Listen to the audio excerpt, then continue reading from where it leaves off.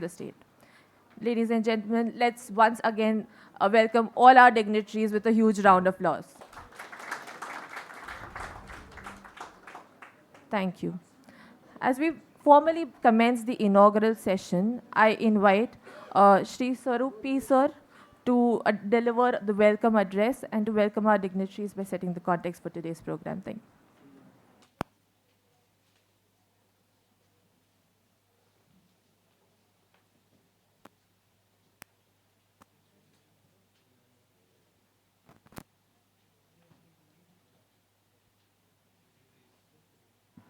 Dignitaries on the dais,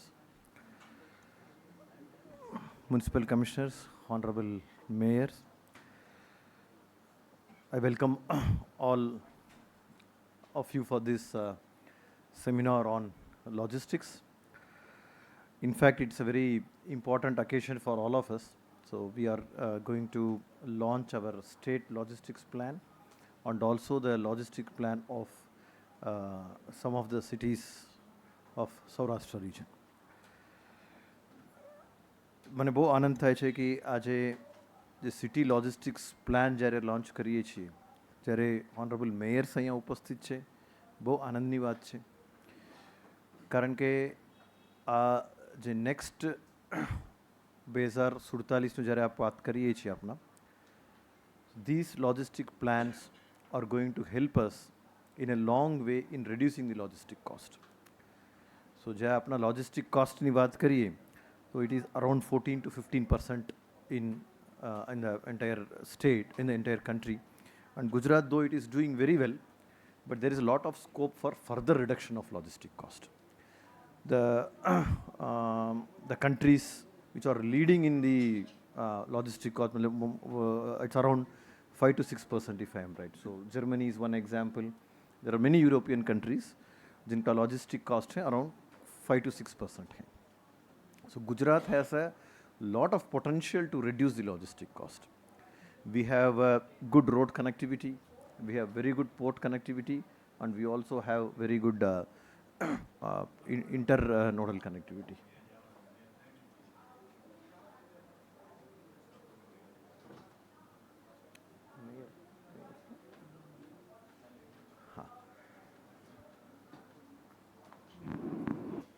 mayor જામનગરને પણ આપણા આવકારીએ છીએ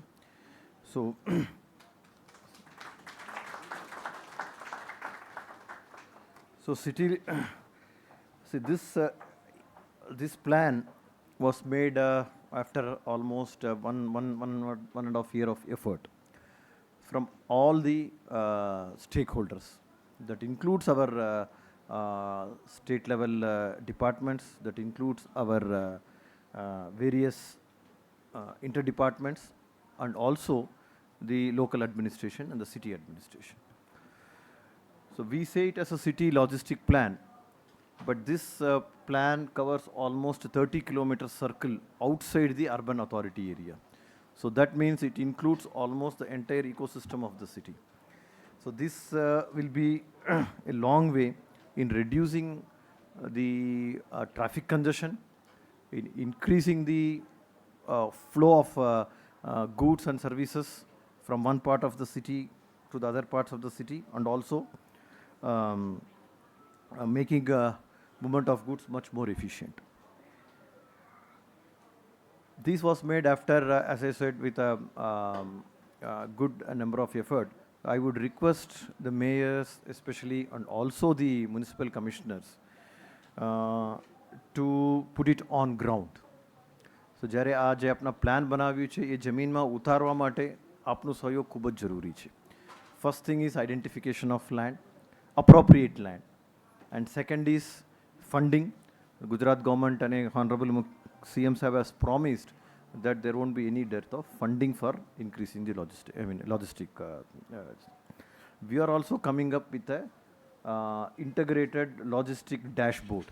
So that will connect real time the movement of goods in railways, roads, and also the other forms of transport, even including the inland waterways. So just, I mean, here Tushar is there, so he'll be talking about Rajkot master plan. But Rajkot has adopted a multimodal strategy anchored by the Kovadia Logistic Park. Bhavnagar Meena is here, so it has, I mean, it has advanced a more organized logistic ecosystem to transport Nagar, a multimodal logistic park, dedicated truck terminals and parking facilities, and a targeted road widening approach to support its diverse industrial and ship recycling activities. Jamnagar has proposed some new link roads and bypass corridors, widening of Jambuda Road and development of an intermodal logistics park for supporting the Bedi and Rosi port. Junagadh has also emphasized on freight infrastructure with Transport Nagar, proposed Shapur multimodal logistic park, dedicated truck facilities and road widening interventions. So this is the city logistic plans, and this has been integrated with the state logistic plan. So this seminar, coming to the seminar part of it, it is structured in two focus sessions. The first session will be bridging infrastructure gaps through the state logistic plan by city logistic plans. And the second session will be on a panel discussion on digital logistic ecosystems, where industry leaders, port and terminal operators and experts will discuss how real-time data and geospatial solutions can together build a modern, digitally driven logistic ecosystem that enhances competitiveness. The turnover time, we all know the turnover time, the ship's take and the warehousing costs. So if it reduces it will reduce the overall cost of production. So which will definitely improve our profitability. In fact, there are certain companies who doesn't have a warehouse itself. So what they say is just-in-time delivery. So we have a very nice ecosystem where the logistics are so smoothly run. So the raw materials are directly delivered to the factory lines. So that should be the efficiency. So and there is a predictability if you are getting a raw material from say any foreign offshore. So there is a predictability that this is going to come on the 10th day at this hour. So all the ecosystem that is related to it will benefit the entire industry as a whole.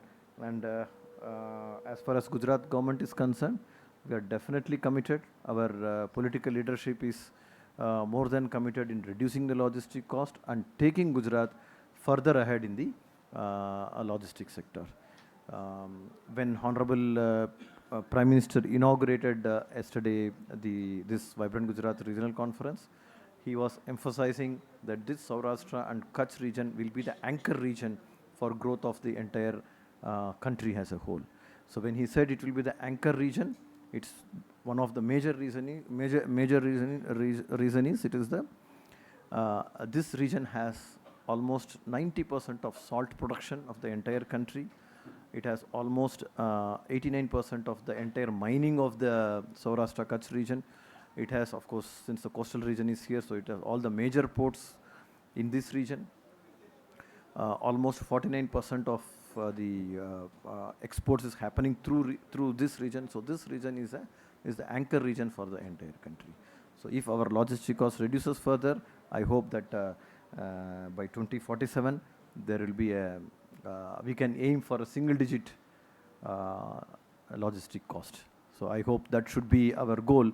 I hope all the participants here will deliberate on an action plan and come out with an action plan how the logistics can be reduced.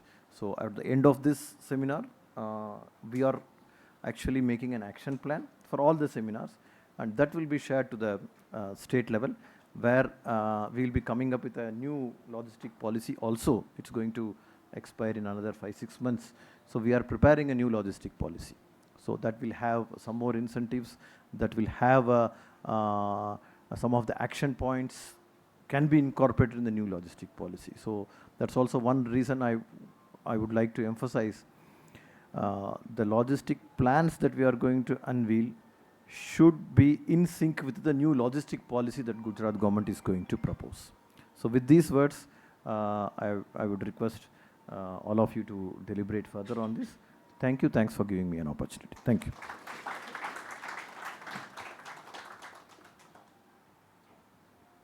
Thank you, sir, for setting the tone for today's important discussions and building the momentum. Ladies and gentlemen, as we await the presence of Honorable Minister, I would request now Mr. Yusuf Tambawala, Vice President, Parks and Zones, DP World, to share a few words. Thank you.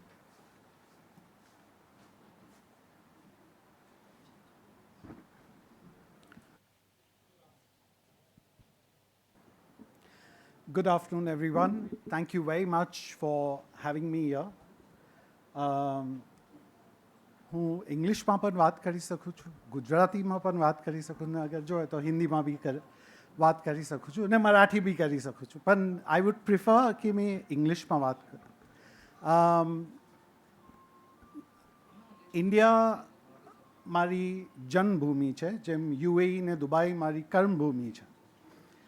આજે હું તમારા સાથે વાની best practices share કરવા માટે આવ્યો છું. તો હું બે એરિયા પર ફોકસ કરીશ. એક ઇન્ફ્રાસ્ટ્રક્ચર કેમ બિલ્ડ કરવાનું લોજિસ્ટિક્સ માટે ને એને ડિજિટલી કેમ ઓગમેન્ટ કરવાનું, so that the vision of the Prime Minister, which he shared with us yesterday, of having this triangle created between Morbi, Rajkot and Jamnagar becomes a reality. When we do the development of cities, like I have been doing and participating in the development of Dubai and its ecosystems for industrial and logistics, including the Jebel Ali Free Zone, National Industries Park, Dubai Auto Zone, Dubai Textile City, now the fruit and vegetable market of Avir, the car market over there, and many other projects, including the expansion and extensions of the port. We start with you first. We start all our visions with the citizen first.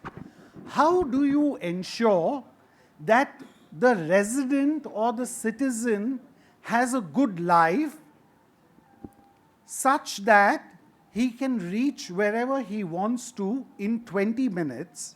So I should be able to reach my workplace where I do my investment or where I work in a 20-minute time frame, where my children feel safe and secure and happy within a 20-minute time frame. They do their education there. And I also live within that time frame, and I recreate within that time frame. I shop within that time frame.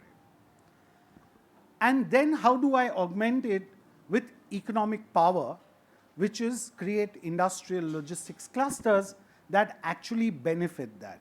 And we start first with the example of first putting together an infrastructure. A lot of people, when I first moved to Dubai in 2004, I used to hear people say, build and they will come. And I used to say, what kind of a logic is this? At that time, we were 800,000 people living in Dubai. But what I did not do at that time was understand how this logic is going to translate.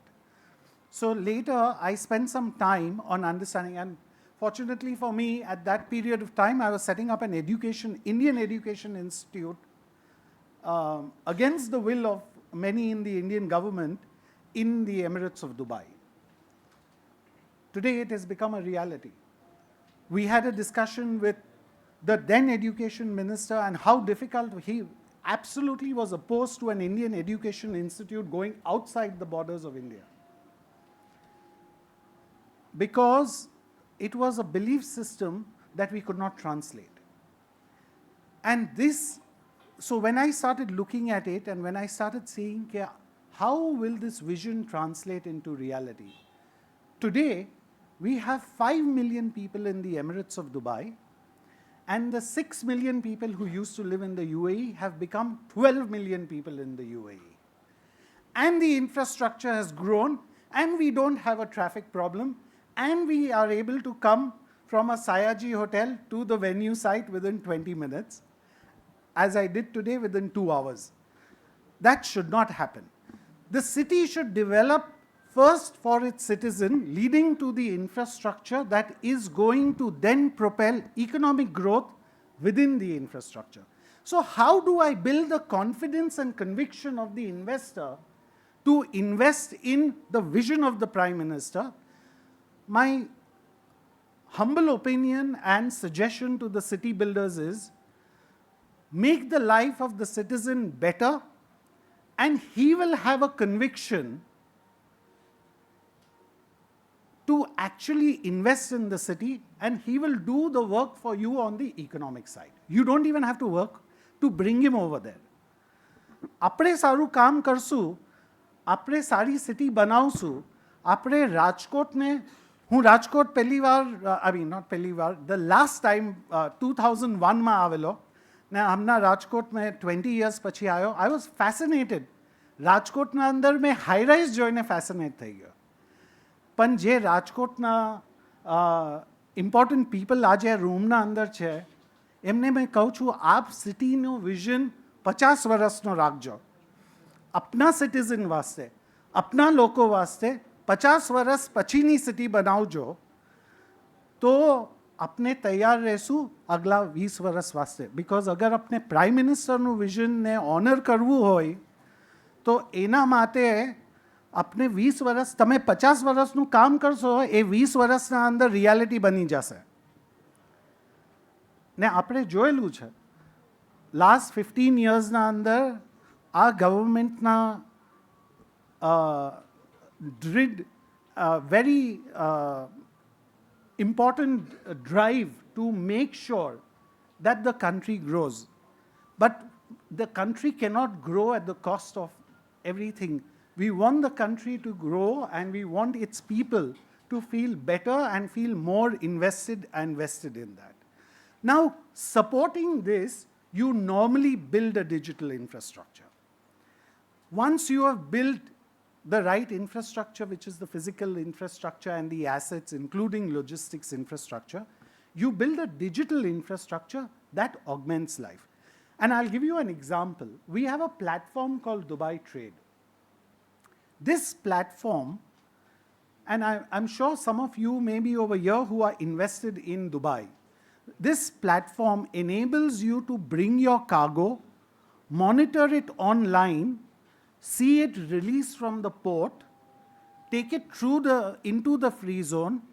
Even if you're destuffing it in the free zone, you see it stuffed in the free zone. You know exactly how the deconsolidation of the cargo has happened, and it goes out. In addition to that, in the Jebel Ali free zone, we offer an ecosystem where we have 28 various. Sorry, the minister's here, so.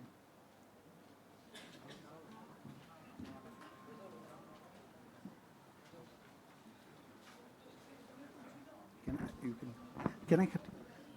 So, we created an ecosystem which enabled 28 government agencies to be able to do their job in the Dubai ecosystem. So what happens when you are wanting to set up a company to get your license? If you need any ministerial approval, it will be digital. You don't have to go to the ministry. The ministry online is available for you to give all clarifications. There are timelines and SLAs set for the ministries. Those timelines and SLAs have to be abided by, because they are directly monitored through what is called a 5-star, 7-star rating system of the government. So if one individual sitting in a very remote place fails to perform his work, the whole agency will suffer, because it's being monitored through dashboards by the Prime Minister's office of UAE. So this is how you create digital infrastructure. I'll also give you one more example of how we've used artificial intelligence and how we've created an integrated system. In Jebel Ali Port, the cargo, let me tell you the stats of Jebel Ali Port. We have a capacity of 21 million TEUs, 20-foot equivalent containers, per annum. We do 16 million TEUs. 16 million TEUs. Akka India's capacity, Maline, have about 20 million TEUs. આ એક single port કરે છે. So imagine all that cargo has to leave your port. અમે ટેકનોલોજીને use કરીને એક integrated system બનાવ્યું છે જેનાથી ડ્રાઈવરનો ફોટો ફેસ, ટ્રકનો રજિસ્ટ્રેશન નંબર ને કન્ટેનરનો નંબર એક સાથમાં એનાલાઇઝ ને ઇન્ટિગ્રેટ થઈ શકે. So when he reaches the gate will automatically open for him. This is how you do deployment of technology to ensure that cargo for the customer is reaching faster. And these are the kind of changes that we would like to see, and I am willing to support, and we are willing to support not just Gujarat, but the region of Saurashtra and Kutch, where we can actually help you out and see how these transformations can be done so that trucks move faster. I have one last thing to talk about, and that is Bharat Mart. As part of the vision of the Prime Minister's Viksit Bharat, we also are doing the project called Bharat Mart. Under the Viksit Bharat project, which is we are supposed to achieve a trade target of the CEPA agreements are getting signed. We are supposed to achieve a trade target of the CEPA agreement of 100 billion trade between UAE and India. By the way, a few months ago, Minister Goyal changed the targets. He removed diamonds and gold from the target. So now we have a larger target to achieve. Otherwise, we were achieving 100 billion this year. To enable small and medium enterprises, we created a platform which is called Bharat Mart, where we will offer small and medium enterprises a opportunity to showcase their products, and particularly I think from Gujarat, given that 40% of Gujarat's total GDP is contributed by manufacturing, which would enable them to find new markets, particularly cash and carry markets of Africa, CIS, and the Middle East region through the Bharat Mart endeavor. Work is ongoing on this project. We normally keep the ministries updated here, particularly the Ministry of Commerce. And I would be very happy to share any more information on Bharat Mart should anyone require it in future. I really thank everyone and the organizers for allowing me to speak early. Mane yathi Baroda javanu cha. So I have a very, very tight schedule and I need to drive away. Otherwise, I would have been on the panel. Thank you very much for having me here. Thank you.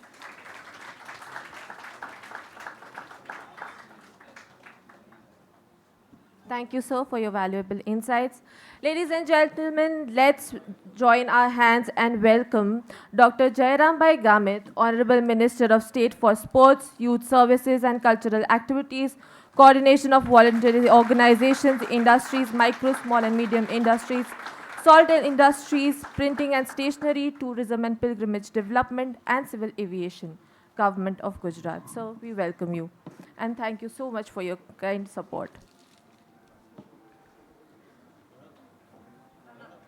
Now, we move on to a defining movement in Gujarat's logistics journey. We request Honorable Minister Dr. Jairambai Gamit to please launch the State Integrated Logistics Master Plan, a first of its kind initiative in the country designed to unify state and city logistics priorities, strengthen freight movement, and enhance multimodal coordination by untying the ribbons. Let's join our hands and please applaud for this momentous occasion.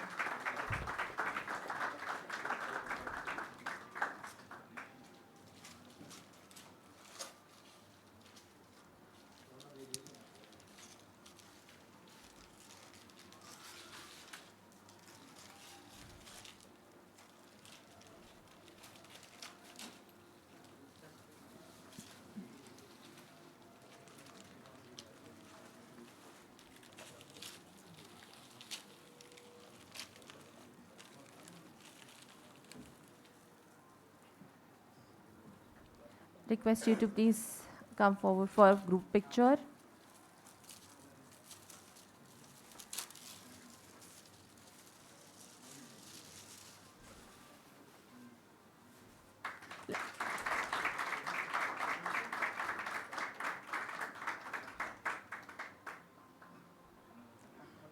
This is a testament to Gujarat's growth story, ladies and gentlemen, and we are part of this history in making.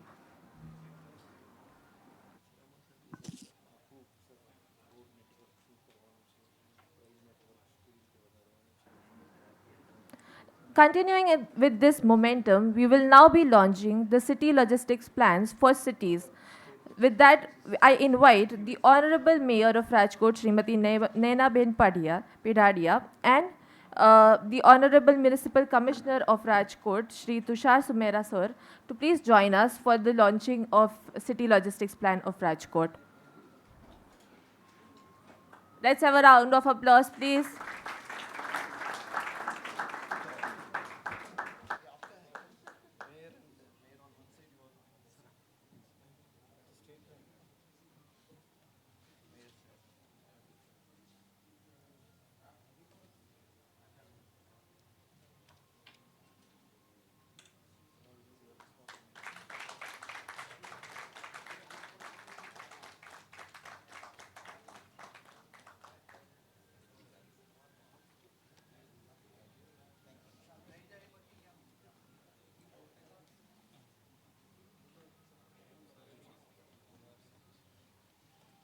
Next, we move on to the launching of the city logistics plan of Jamnagar city. For that, I invite Shri Vinod Bhai Khemsurya, Honorable Mayor of Jamnagar, to please join us.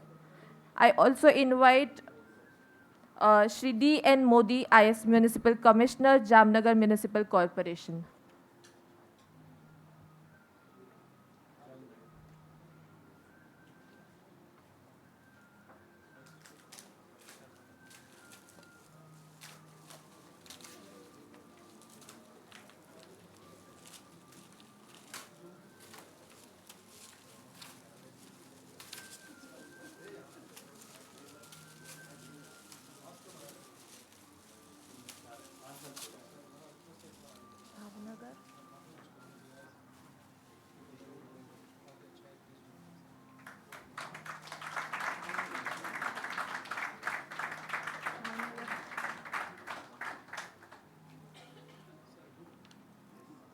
Thank you. Now we move on to the launching of the city logistics plan for Bhavnagar. And for that, I invite Dr. Narendra Kumar Meena, IAS Municipal Commissioner, Bhavnagar Municipal Corporation, to join us on the dais, please. Yes, let's have the round of applause for him.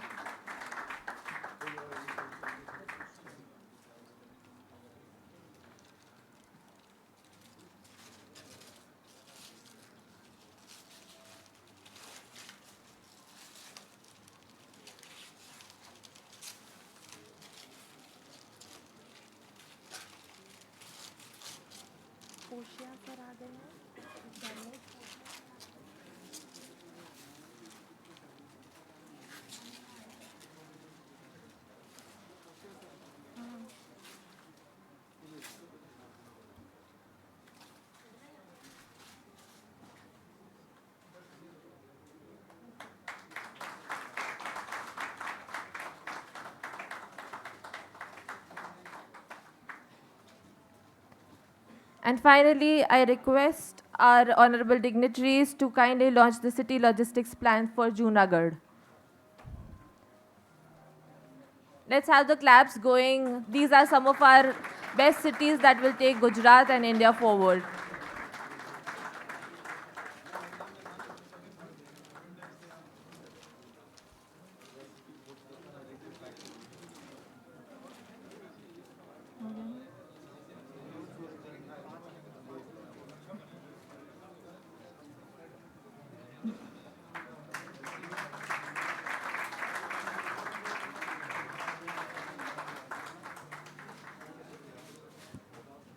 Ladies and gentlemen, as we build on this momentum, we are pleased to witness the signing of three significant memorandum of understandings today, collectively valued at rupees 760 crores, with a potential to generate 4,200 new employment opportunities in the Kutch and Saurashtra region.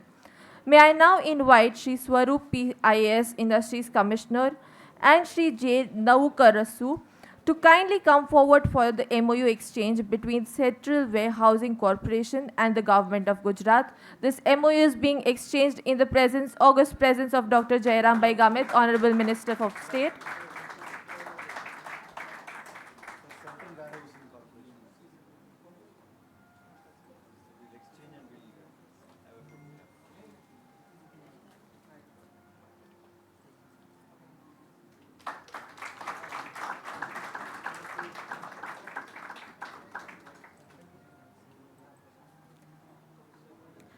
May I now invite Mr. Mustafa Gandhi, representing Crystal Indus and Logistics Park, to come forward for the MOU signing ceremony.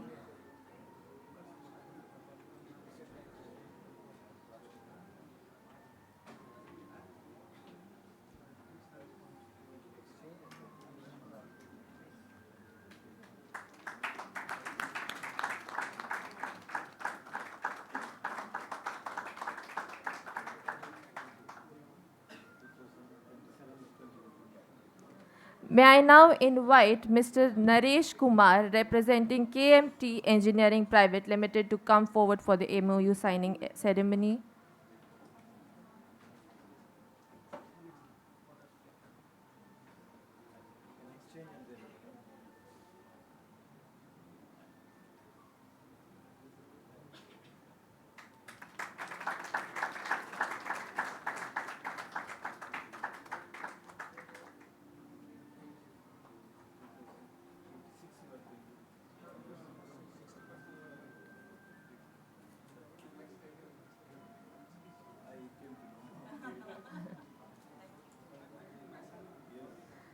Thank you, sirs, for this momentous occasion.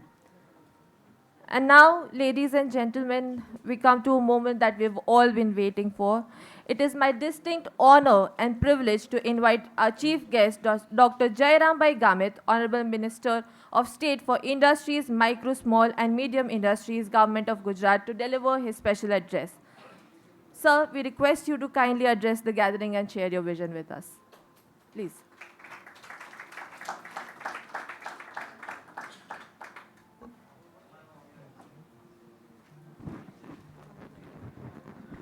મંચ પર ઉપસ્થિત પી સ્વરૂપ સાહેબ, સન્માન્ય મંચ, આ સેમિનારમાં ઉપસ્થિત તમામ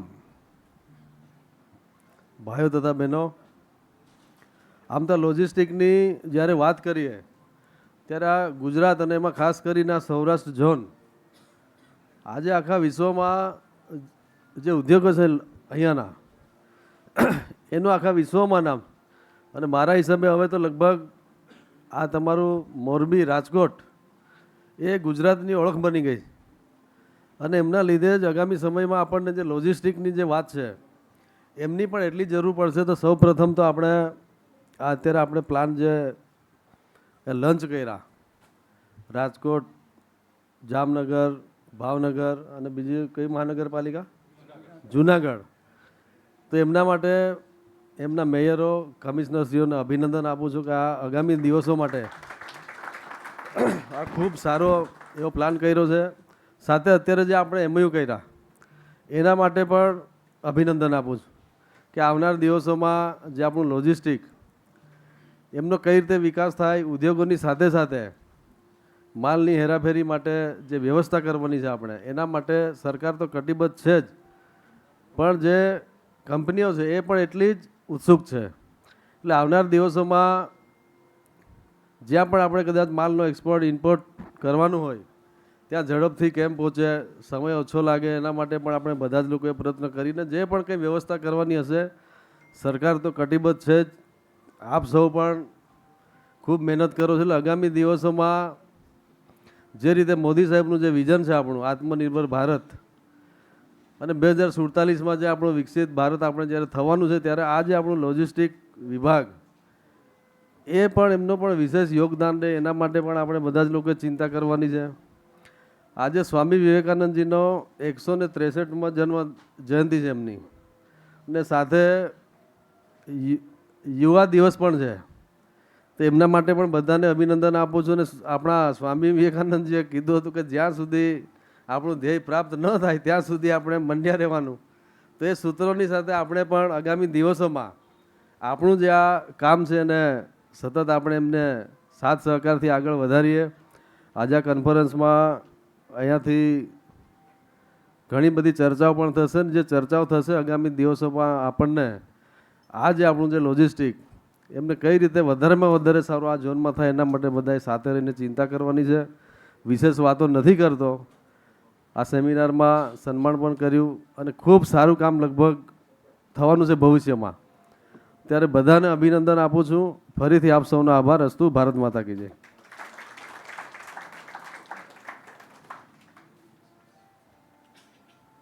Thank you, sir, for your inspiring address. Your words remind us that Gujarat's growth story is built on vision, action, and partnership.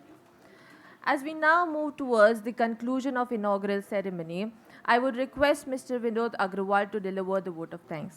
Sir, please.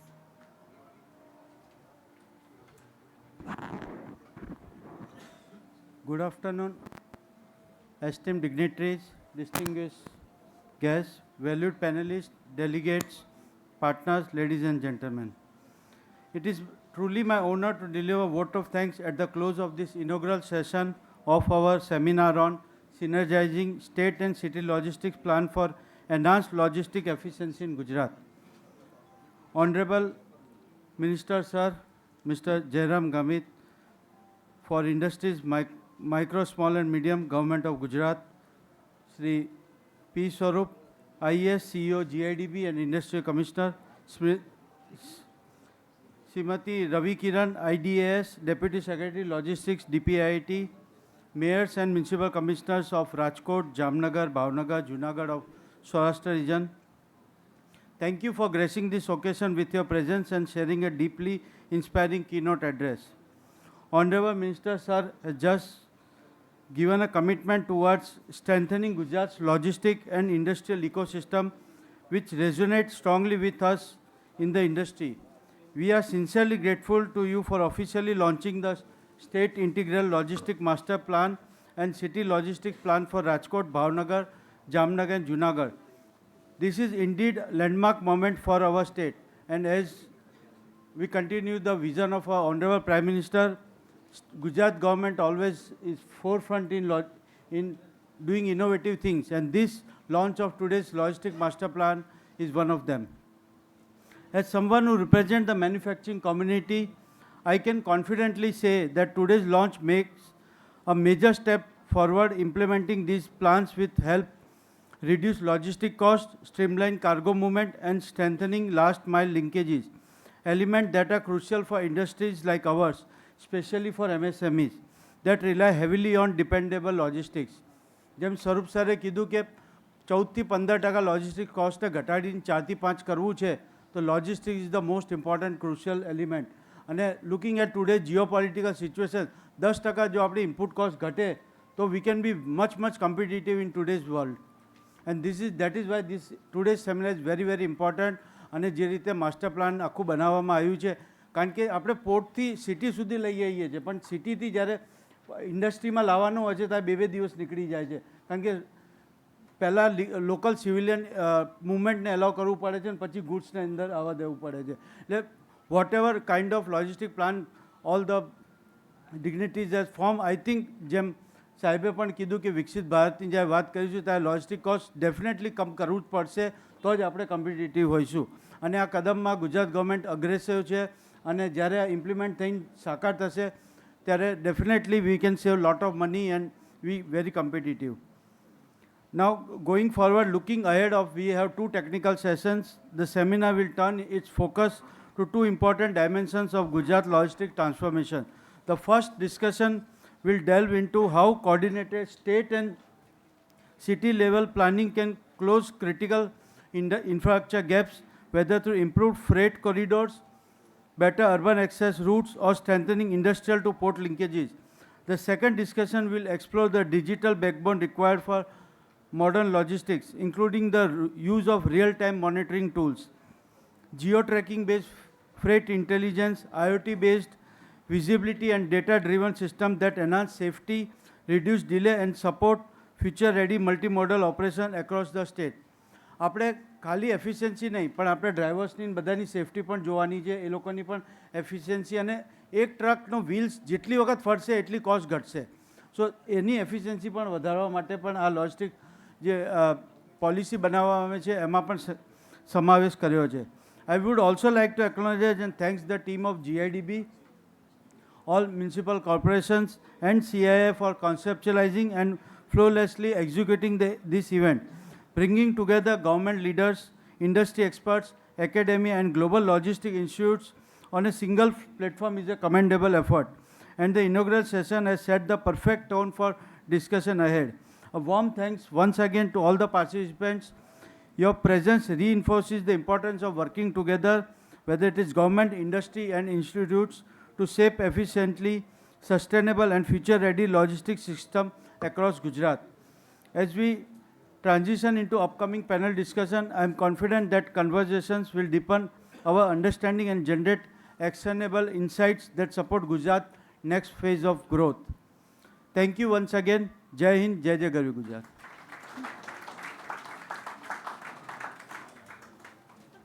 Thank you, Mr. Vinod Agrawal, for your heartfelt word of thanks. I request our esteemed dignitaries to please come forward for a group picture. Yes, please, sir, may I request you to please come forward for a group picture.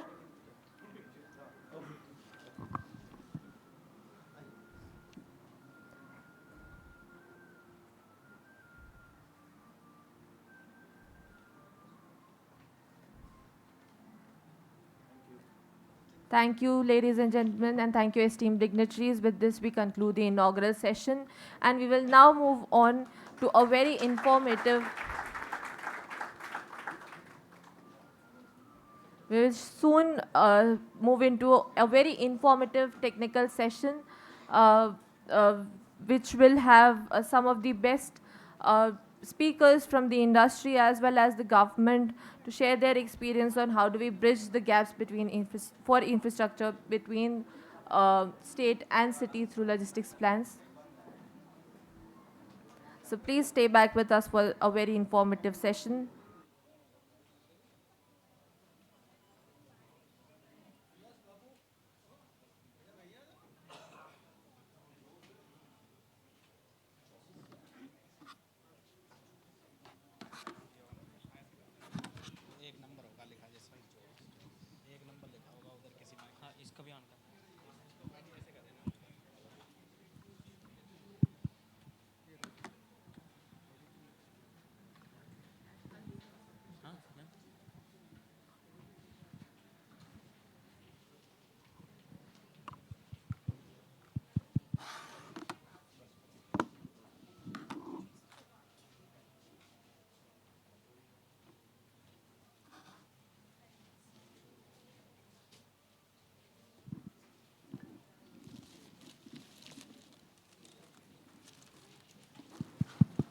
Ladies and gentlemen, we now move on to the informative part of today's seminar, our first session themed Bridging Infrastructure Gaps through State and City Logistics Plans. This session will focus on aligning logistics priorities across national, state and city levels, while also bringing coherence between state and city logistics planning frameworks to ensure seamless infrastructure development. I would now like to introduce the speakers for this session. Please join me in welcoming our esteemed speakers on stage. I invite Srimati Ravi Kiran, Indian Defence Account Service Deputy Secretary, Logistics Department for Promotion of Industry and Internal Trade, DPIIT. She plays a central role in supporting the formulation, coordination, and monitoring of national logistics policies and reforms. A huge round of applause for her, please. Welcome, ma'am. Next, I would like to invite Shri Tushar Sumera, IAS Municipal Commissioner, Rajkot Municipal Corporation, Government of Gujarat. Tushar Sumera sir has been leading Rajkot Municipal Corporation's administration, overseeing urban infrastructure and city management. Before Rajkot, he was collector and district magistrate of Bharuch. Please welcome, sir. Next, we have Dr. Vipul Mishra, Associate Professor, Gati Shakti Vishwavidyalaya. With a PhD from IIT Indore and a postdoctoral fellowship from the University of Kentucky, Dr. Mishra brings 10 plus years of experience in advanced AI research with a focus on infrastructure development. Please join me in welcoming Sir with a huge round of applause.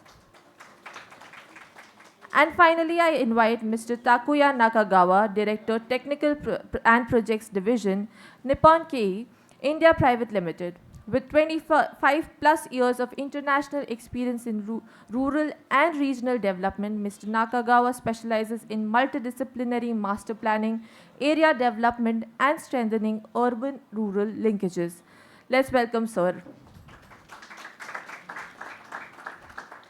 We begin this session by inviting Srimati Ravi Kiran ma'am to share her insights on aligning state, city and national logistics priorities for enhancing logistics efficiency. Ma'am, the stage is yours.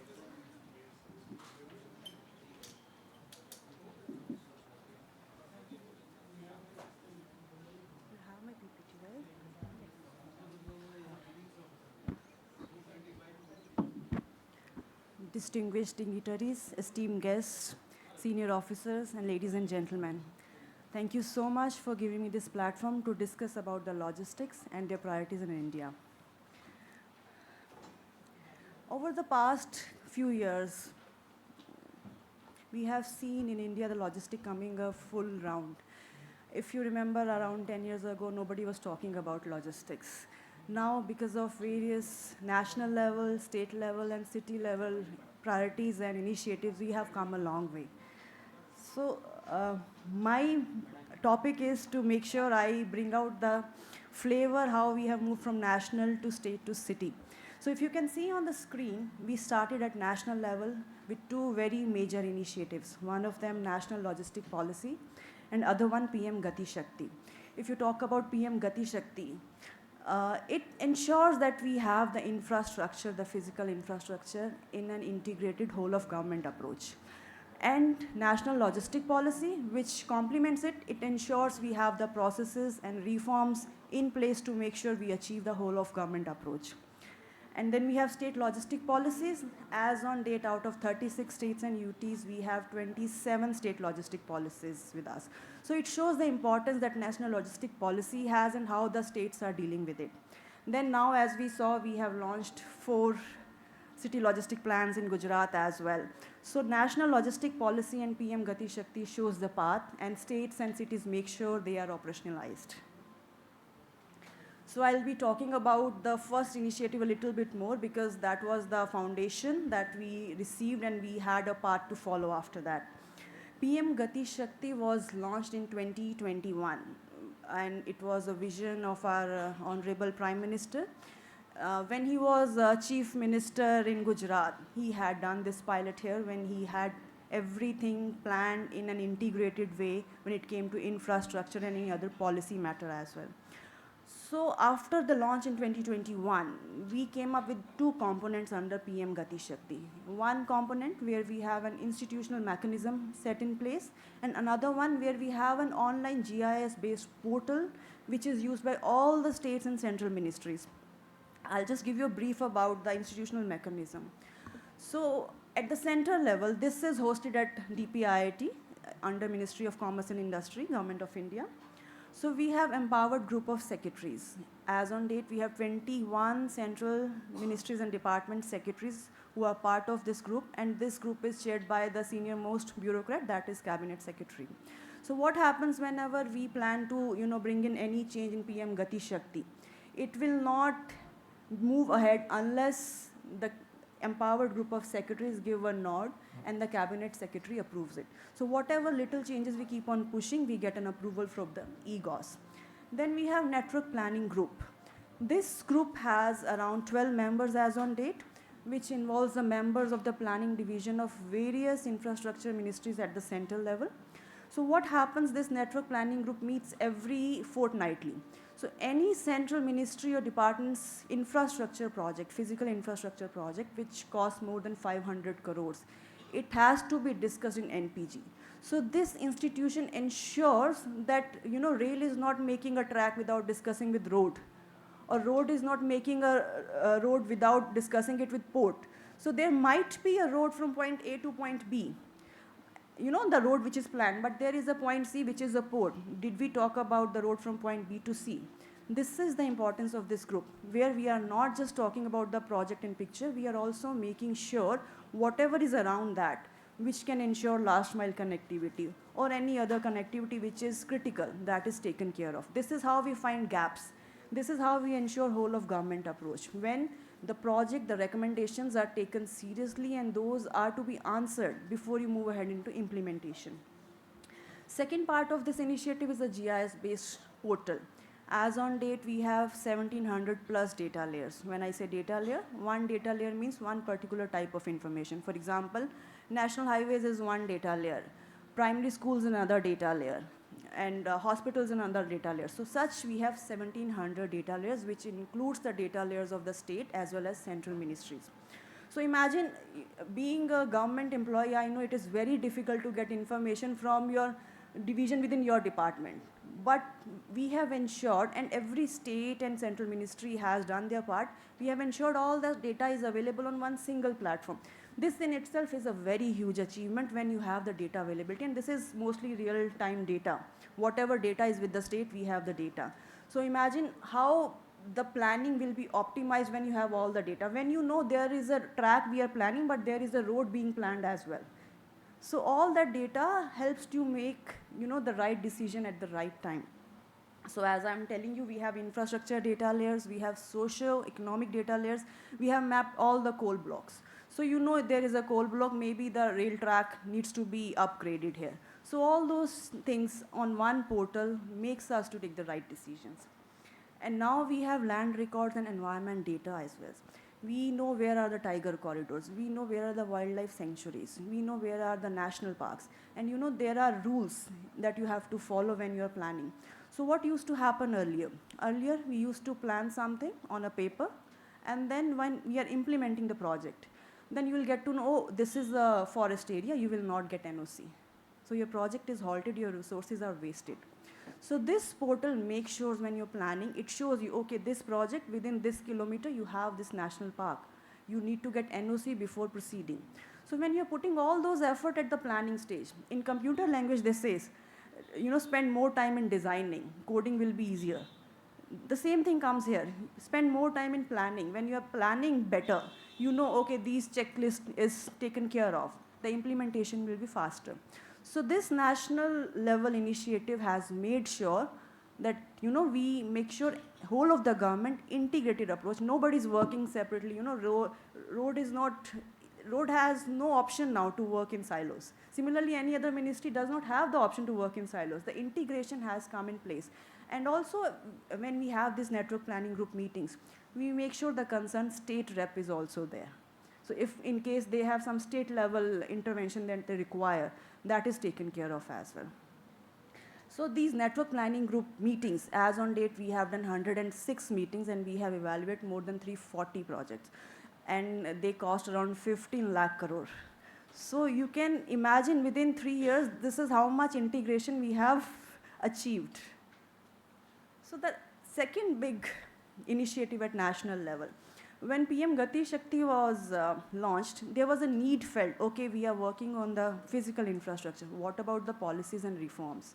So this is again something, the dream and the idea of our Honorable Prime Minister, where we made sure let's put in place a framework of policy that the states may also follow and we will also follow to make sure we are not randomly or redundantly creating infrastructure. We are making sure the infrastructure is what is needed and it is used in the best possible way. So when you have national logistic policy, what is the aim? Let's reduce the logistic cost. Let's improve the efficiency, reduce the congestion and emissions, and let's ensure ease of doing business. All these aspects are taken care of in this policy. So this slide shows 8 major parts of national logistic policy. If we talk about integrated digital logistics system, as Swaroop sir was also mentioning, we have a dashboard coming up for Gujarat. We have a unified logistic interface platform that probably Major General will speak later on. This platform gives us the information that we receive from various ministries on single platform. So we say, so what, this information is available, but do you have the integrated information? You go to 20 different portals and you get what you want, even you are not sure whether you're going to get that or not. So we are, NICDC is giving them a platform where they can give their problem statement. Okay, I want voice data, I want fast tag data, I want this data, and make me a use case and give me the data. That is being done by them. So this is how we are achieving integrated digital logistics system. This is one initiative. There are many others which states have taken on their own at their level. Then we have standardization of physical assets and benchmarking service quality standards. As sir was mentioning, you have warehouses, you have just-in-time warehouses, but India being a diverse country, we keep on comparing ourselves with, area-wise very small European countries. In India, if you see, you receive something at a port, by the time it reaches the end point, it has to cover a long journey. So we have too many constraints when it comes to our country, but it has its own advantages as well. So when we have such a diverse country, diverse setup, you have to make sure there is a uniformity in various frameworks. So like we have warehousing guidelines issued by DPIIT. We are working on a system where we can grade and rate warehouses to make sure the quality goes up. We are working on gender responsive logistics. Like, let's focus on the women, the stronger part of any country, how to make sure they are part of the logistic as well.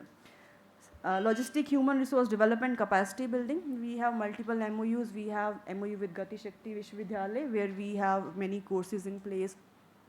We have MOU with the Logistic Skill Council, where many courses are being developed to make sure there is continuous upskilling of logistics sector.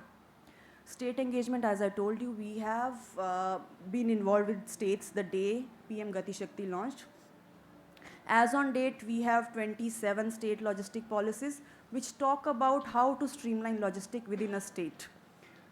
We have EXIM logistics as a key component. We have done multiple studies. We have done study on airport processes. We have done studies on port processes. We have done studies on land ports.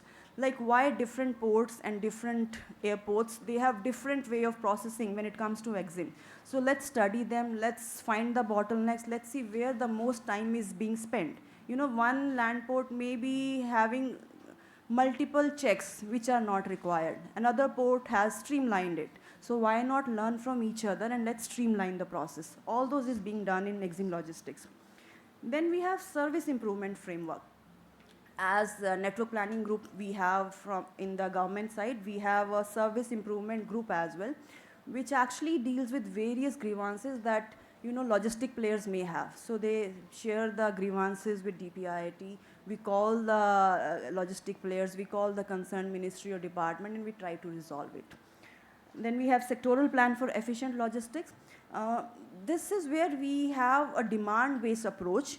For example, we have coal blocks all over the eastern side and all, but do we have a need, if not today, 5 years down the line, for the railway to take a new project to ensure the movement is streamlined? So they give us the requirement, we discuss in the network planning group meetings, and those are noted by the concerned ministries. So this is how we are ensuring sectoral plan is also getting the importance due to it. Then we have facilitation of development logistic parks. We have been working on guidelines on multimodal logistic parks, which will be soon launched by us. I cannot talk about it for now, but this is something you can hope to see in a month or so. So we have covered the national level initiatives. These initiatives have trickled down to state as well.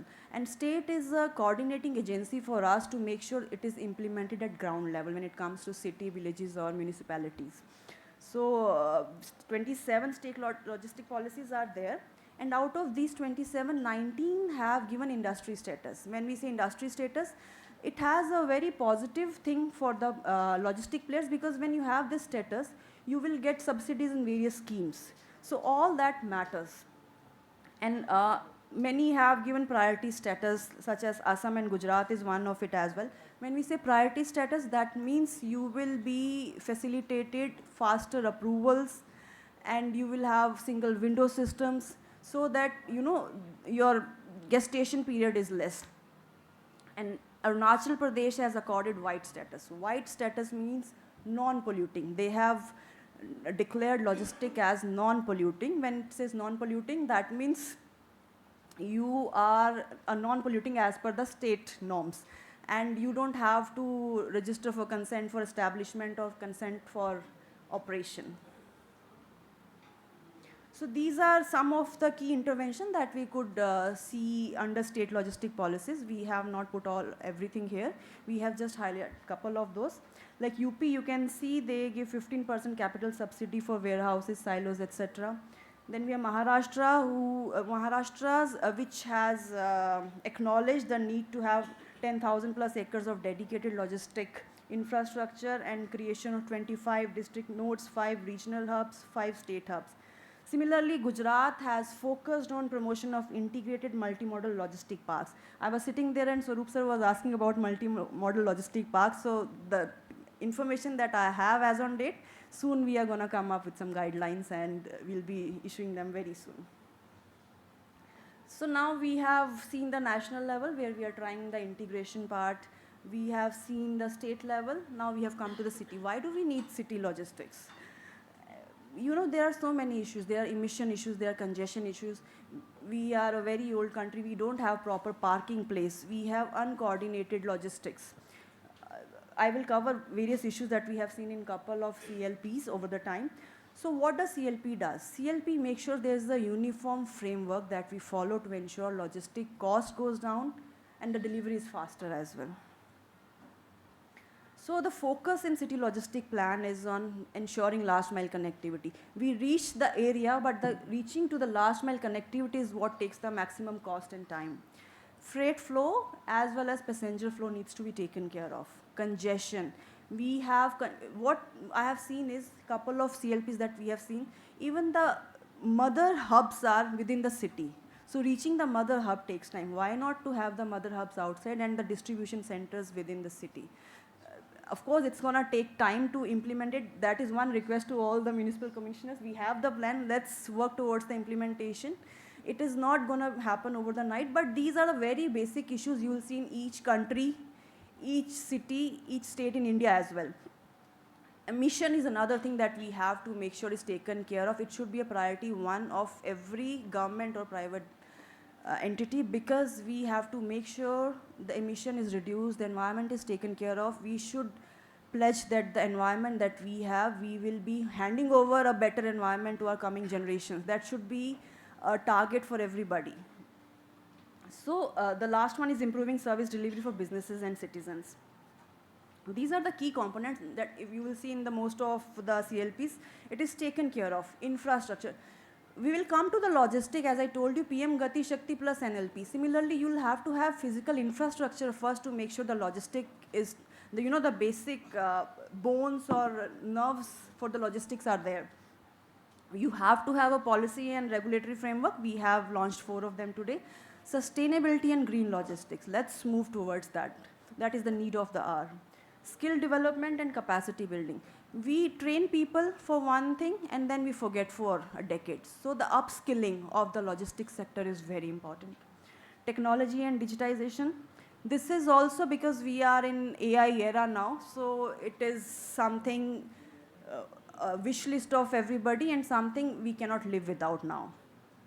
Public-private partnership, I have seen the SLP of Gujarat as well, where it talks about giving the private sector the opportunity to dwell in this sector as well. So that should be a focus as well.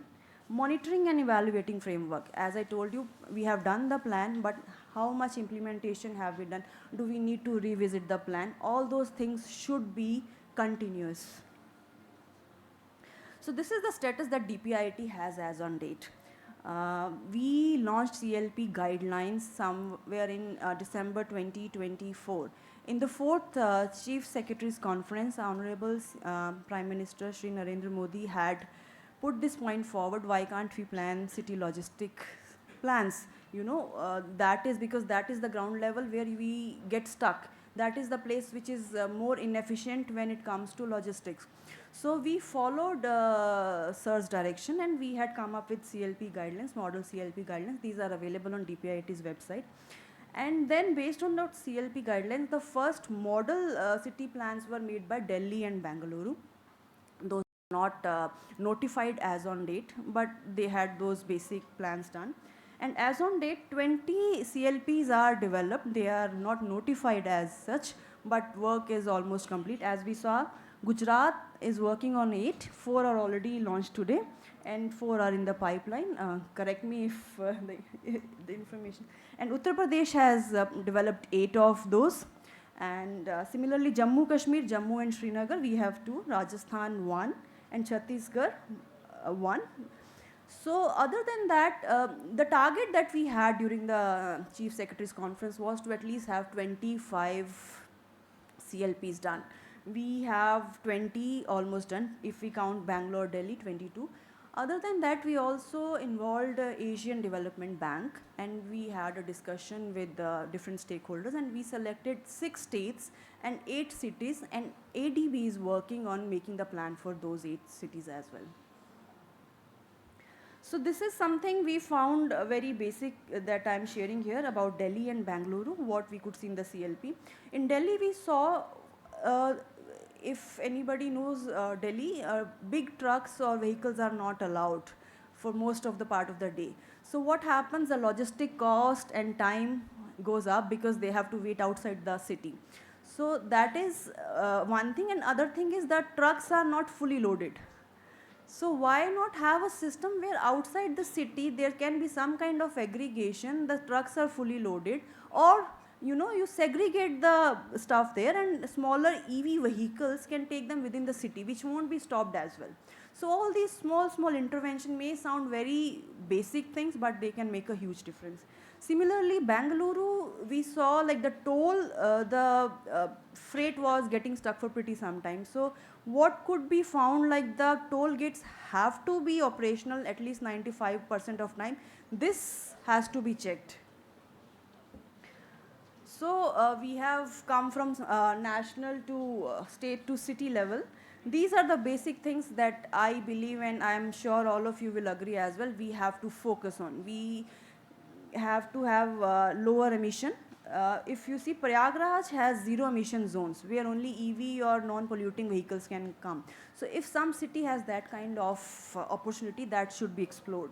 Then digital and GIS enable freight planning. As I told you, ULIP is one example where we have ensured you have that plan. You can see your container in real time, where it is at this particular time, where is the driver, who's the driver. You can do all the checks. So this intervention, digital intervention, is a long way to go. Policy and planning for low carbon logistics. So as I told you, let's reduce carbon. Let's not have empty trips.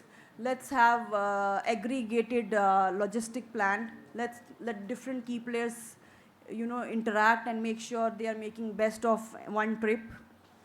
And the last one is urban consolidation and logistic distribution centers. Delhi is one example where if the mother hubs are moved out of the city, it will help a lot in decongesting the city, because if you have small distribution centers and you have smaller vehicles for this purpose, that will decongest the city. So in my concluding slide, I would like to say the national level, we can have an idea, we can have an initiative, but the implementing agencies are states and cities. And this is a platform where I can say thanks to Gujarat as well, because Gujarat is a front runner when it comes to implementing all these initiatives that we have taken at the national level. So with this coordination, this association, we ensure the reliability goes up and cost, time and emissions go down. Thank you for your time. This is a QR code for the model CLP guidelines that DPIIT had issued. Thank you for your time. Thank you.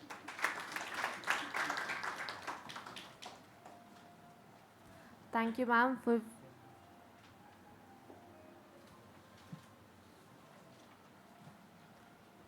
Thank you, ma'am, once again for very beautifully explaining the work that your department is doing in creating a synergy between all the relevant stakeholders. I'd also like to take a moment to recognize the presence of Shri Dharmesh Bhai Poshia, Honorable Mayor of Junagadh. Please give him a round of applause. With that, now I invite Dr. Vipul Mishra to share his views on aligning state and city logistics planning frameworks.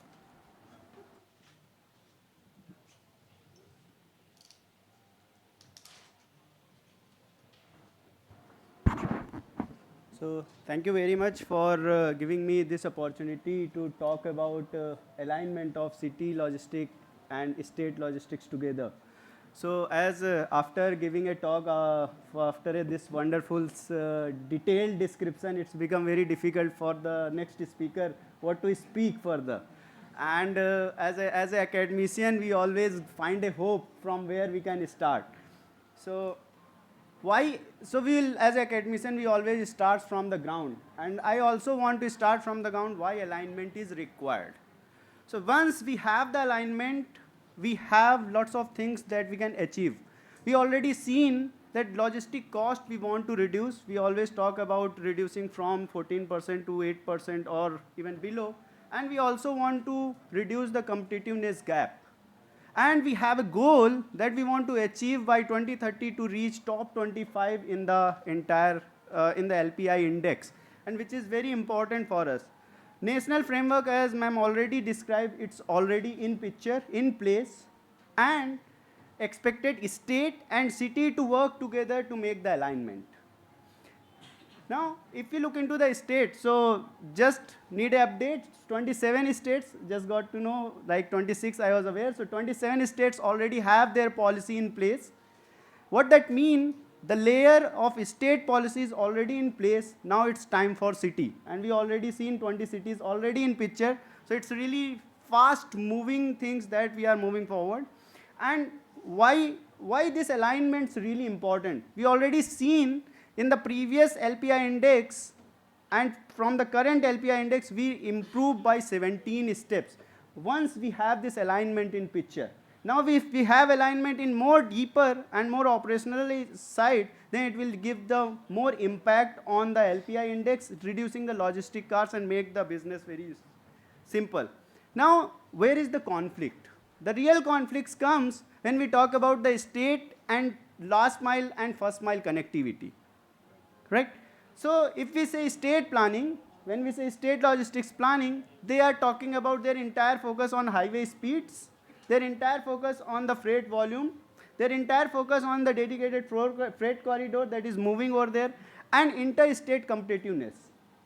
Now if we talk about the city planning, where the cities are focusing, they're focusing on the congestion management, they're focusing on the emissions, they're focusing on the time window delivery. And once we have these two different focus, then the problems comes, as ma'am mentioned, that trucks are queued outside the city because the focus are different. Similarly, we have informal loading, unloading across the city, inside and outside both places. So these are become the really challenge for us, and that increase the dwell time, that increase the logistic cost. Now, why this vertical gap is there? What are the fundamental reasons? The reason is they have separate institutions that are working, and they have different KPIs as well, where they are checking their parameters. For example, state KPIs are throughput, tonnage, or corridor utilization, whereas city KPIs are the congestion index, or air quality, or the safety. These all need to combine together, then only things will come into the place. So what is because of the no formal coordination, what challenges we are facing, that freight plans, whenever we are making freight plans, that stops outside the city. And whenever we are making the city plan, that starts after congestion happens. That we need to club together. And that's the bigger challenge that we are facing nowadays. Now, how things will work? So if we start from that side, the national context that is already set in the picture. We already have national logistic policy. We already have PM Gati Shakti in place. We recently found like Pragati 50 that have really huge impact on very high valued projects in picture. So if we just walk through in the Pragati, the project, if we say very famous project that the road projects, railway projects, which was supposed to complete by 2059, and that completed even 19 years earlier because of the Pragati. And that was the real impact on the ground. So now what we needed for that, we needed institutional alignment. What institutional alignment? Joint state and city logistics plan. If we have separate, then it will not work out. We should have a joint plan, then only things will come together. Then we have a state transport and industries must come together. That is very important. Now, if we have this institutional alignment, next what we require spatial infra alignment in picture. What infra alignment? Peripheral distributions, as ma'am said. If trucks are there and if we have the PDs, then these things will be resolved. The trucks will be free and then it will move from EVs based on the requirement. So that PDCs become very important. Multimodal hubs that we already talking about and urban freight corridors.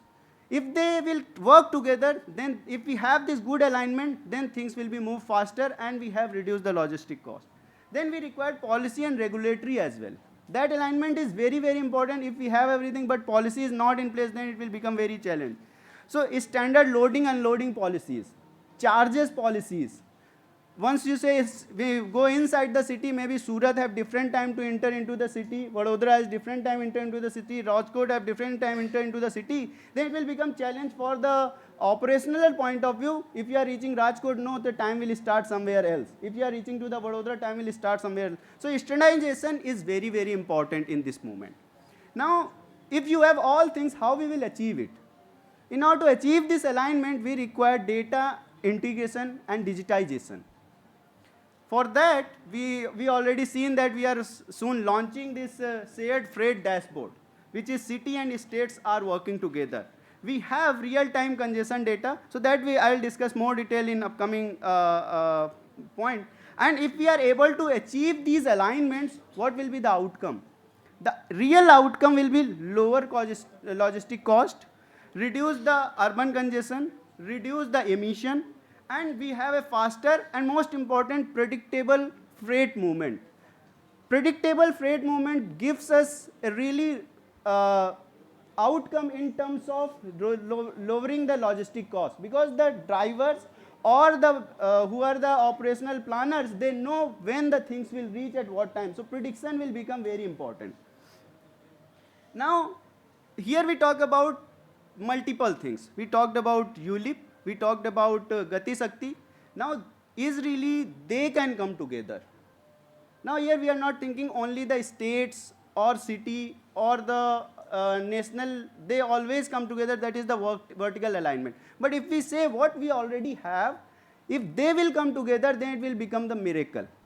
What kind of things? Just think on, if we have the PM Gati Shakti, when we are enabling a road, then road is visible, right? But if we say we have ULIP data as well, where we can live track the where things are moving, and we attach that ULIP data with PM Gati Shakti, and as soon as we enable the roads as well as we enable the ULIP, you will get everything in GIS platform where the trucks are moving, which are the congestion, where is the congestion, is really they will reach on time or not.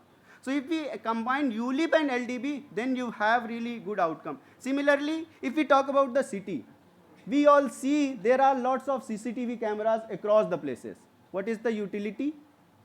Utility will come once we add the intelligence. If CCTV camera will give the load on real time in the platform, then we are really get there is the congestion reroute in this particular location. So these things will come into the picture. Now, most important point, till now we are talking about the PM Gati Shakti, we are talking about the ULIP, but what about the utilization? Suppose we enable the warehouse layer, we got all warehouse, but if we have the information in place that is really these warehouses are filled or not, how much they are filled, then we have really operational efficiency as well in place.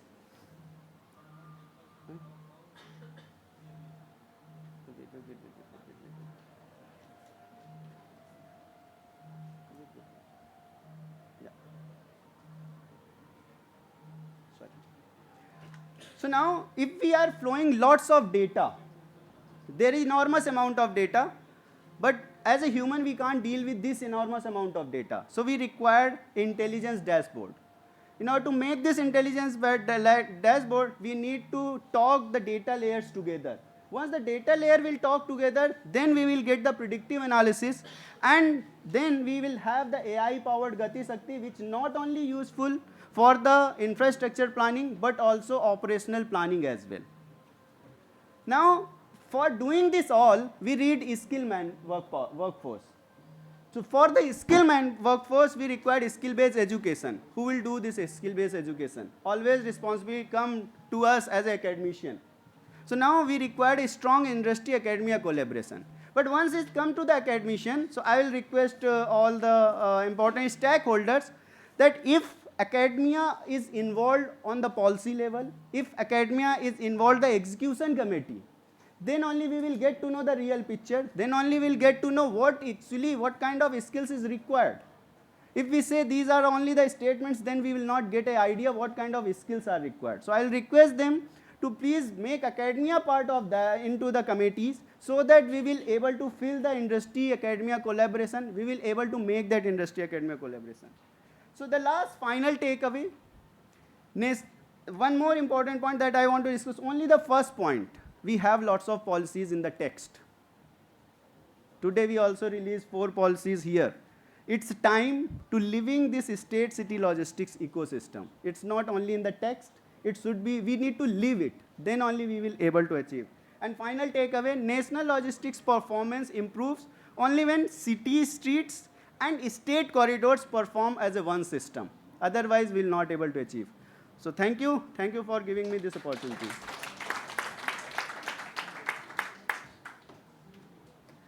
Thank you, sir, for that insightful presentation.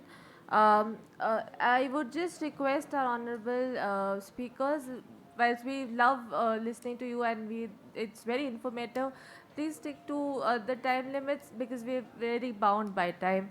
But thank you very much once again for that insightful presentation. I now invite Mr. Takuya Nakagawa to share his expertise on identifying logistics infrastructure gaps, critical bottlenecks in city logistics plans, and strengthening first and last mile connectivity through logistics plans. So. Okay, good afternoon, dear guests, distinguished guests, and then speakers. And thank you so much. I'm pretty honored and to be here and having us. Thank you so much for your generous, the understanding that, we as a team, headed by Main Heart, and then our Nippon Core India, provided the consulting services to formulate the 4 city logistic master plan. So distinguished 2 previous speakers kind of paved the way for me to a little bit get into the in-depth of the city logistic plan for 4 cities. But unfortunately, time is limited.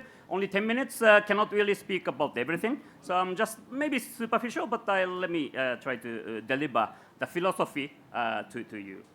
Okay, so first slide is just, Gujarat performance in terms of the logistic is quite good.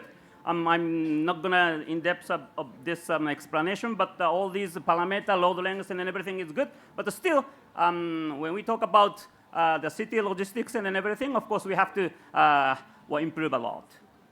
Then, our study area at a glance, that's headed by Main Heart and then Nippon Core India. We provided the services to 4 cities, Jamnagar, Rajkot, and then Junagadh, and then Babnagar. I think today just plan is inaugurated. Congratulations, thank you so much. So, a little bit talk about the background of this services. So, as national level and then state level, there's a cohesive kind of vertical line down to the city level. Gujarat has formulated integrated logistic and logistics park policy in 2021, and then City Logistics Coordination Committee has been formed for 8 cities, and this Gujarat, Ahmedabad, Gandhinagar, Surat, Babnagar, Rajkot, Jamnagar, and Babdola, and Junagadh. So out of this, our firm, our group actually took 4 cities, Rajkot, Babnagar, Jamnagar, and then Junagadh, to prepare the city logistic plan. And when we deliver our services as analytical framework, we adopt these 3 lenses. One, regulatory and then operating environment. And then second one is obviously important in infrastructure lens or point of view. And then third one is, of course, service. So these are the gaps. All these previous speakers already mentioned. And then when we conducted the detailed survey, like track surveys and OD survey and everything, in fact, similar actually gaps are coming up. First, lens, regulatory and operating and environment gaps. Well, we have to understand that all these logistic activities are driven by private sector generally. So quite divergent interests. We have to recognize this is the first. So that's why fragmented kind of planning or scattered growth for logistic facilities here and there, and that causes some sort of problem. And then unregulated transport sector, this is also informal operators dominate, and then weak compliance. This is also somehow private sectors driven economic activity. In one hand, it's good, but on the other hand, some harmonized way could have been hindered. So this is the first one. And the second, infrastructure gap, rapid urbanization, obviously. Well, freight demand and those pressures are also, well, there. And thereby, traffic congestion occurred, and then dedicated freight corridor bypass routes are still not lacking or not meet the, well, a super, increasing this demand. And then pollution, again, a green logistic infrastructure, those also still lacking, and a limited mobility option now are super dependent on the road, and then weak kind of connection of the railway or port integration. This is kind of first mile, connectivity. And then finally, inadequate city resources. When we talk about integration later, we'll talk about a little bit more, but multi-modal hubs and truck things, all these harmonized alignment and allocation has not yet been done. So third lens, service gaps, again, skilled workforce, that's also pretty important, as well as technology adoption, for example, or as everyone is talking about the digital things or IoT, all these are not still well in place. And then, as far as first mile connectivity is concerned, although our services is city logistic plan, which is kind of, city is a kind of point.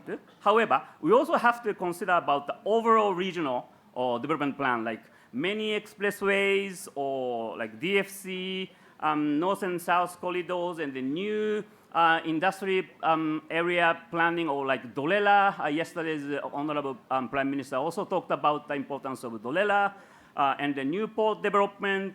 Well, even though we talked about within 30-kilometer radius of expansion area of the city, but without having these regional planning, we can't really make it nice city logistic plan. So one hand, we also keep this in mind. And then when it comes to the strengthening, the proposal, through first lens or first item, of course, holistic monitoring is important, and the flexibility in ease of related zone changes, and then capacity development or in terms of the human resource development is also important. And then infrastructure, we come to this in depth, but the city mobility plan, ITS, and also, of course, e-vehicle or all public transportation, all these kind of things also need to be incorporated. And then services, we also have not only infrastructure settlement, of course, we have to control like nighttime shift or daytime shift, or otherwise we cannot really control all this freight inflow and then outflow. We have to try to reduce the logistic cost to reduce all the congested plan. So vision. So we broadly identify these 6 areas. Transport optimization, forecasting growth, track management infrastructure, establishment insight. Well, I really try to, I really want to explain one by one, but probably time doesn't allow. Oh, yes, so now? Almost. Oh, yeah, so. So, likewise, we have to consider the vision. And then, this is quite important. Again, too much letters, so, probably it would take time, but I try to just speak a little bit concise in the manner. as Madam says, well, this is the concept that we brought from the national guideline. Well, outside the city, big truck, then all the multimodal or park or loading, unloading area, plan outside. And then, like this picture says, well, try to offload and unload becomes smaller size of the truck or model, and then go into the city center. So likewise, we strategically propose these important, I mean, the logistic parks or all these areas outside the periphery of city areas for city logistic plan, which has just been inaugurated. So Jagannath also, well, if there's no bypass route, of course, we have to bypass all these big trucks and everything. We propose like this. And then outer area, we propose multimodal logistic parks. And then inside is more smaller scale, sitting areas, so that unnecessary, I mean, the congestion try to be omitted. So, well, we propose this, not propose. Idea itself is coming from you, but we materialized into the actual city planning, then identify the possible area or locations based on our scientific surveys, and then Junagadh, and then Bhavnagar, and then Jamnagar, and then Rajkot. We propose in this way. I think, details you can refer to the launched plan. And then time is up. So thank you so much.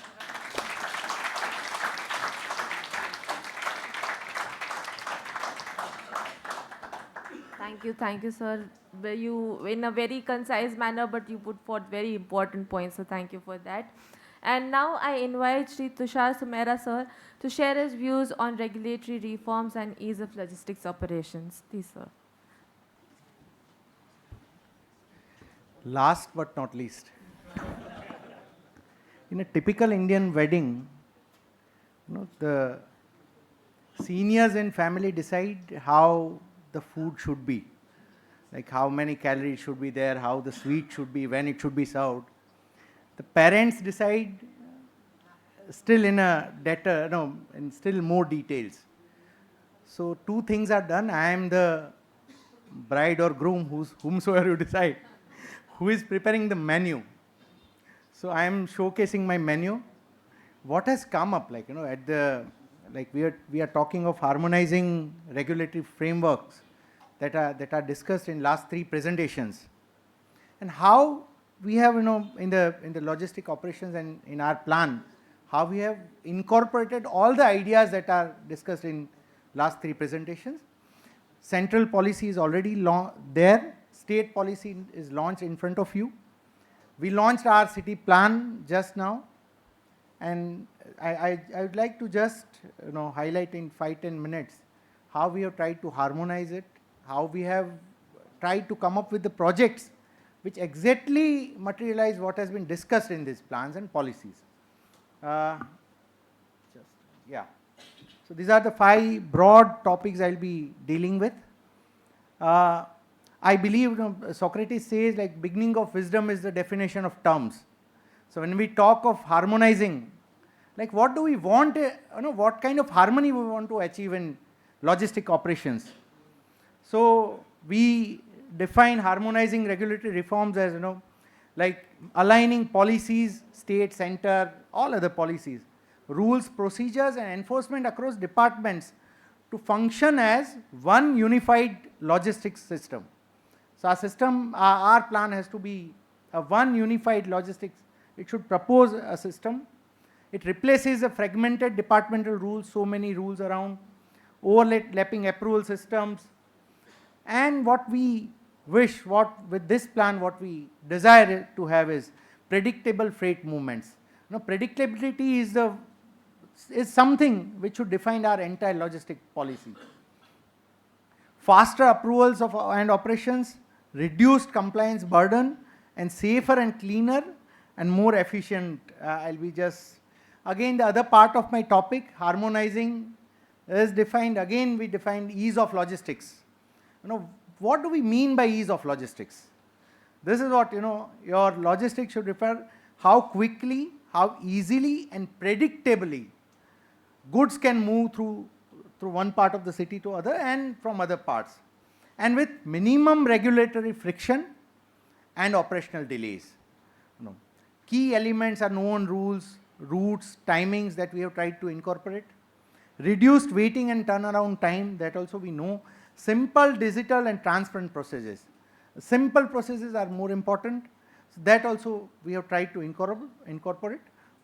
What ease of logistic will deliver, you know, lower, the cost will be lowered, and road safety, another issue, reduced congestion and emissions, that also has been discussed in last 3 presentations. You know, 3 broad targets that our plan has, you know, improving on predictability, that is our first priority area. Second, speed of movement of logistics.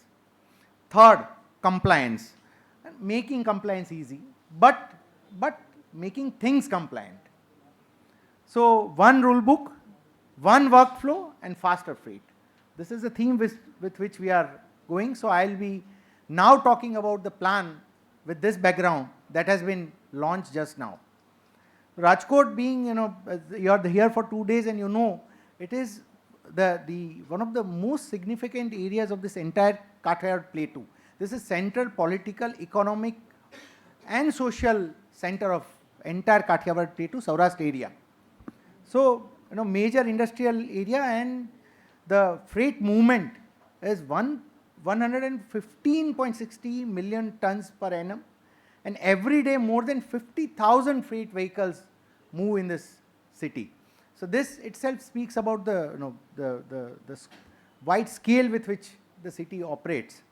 There are major industrial clusters here, and mainly, you know, in the 4 areas we have: engineering and auto components, foundry, machine tools, bearings, pumps, and trading and agro processing.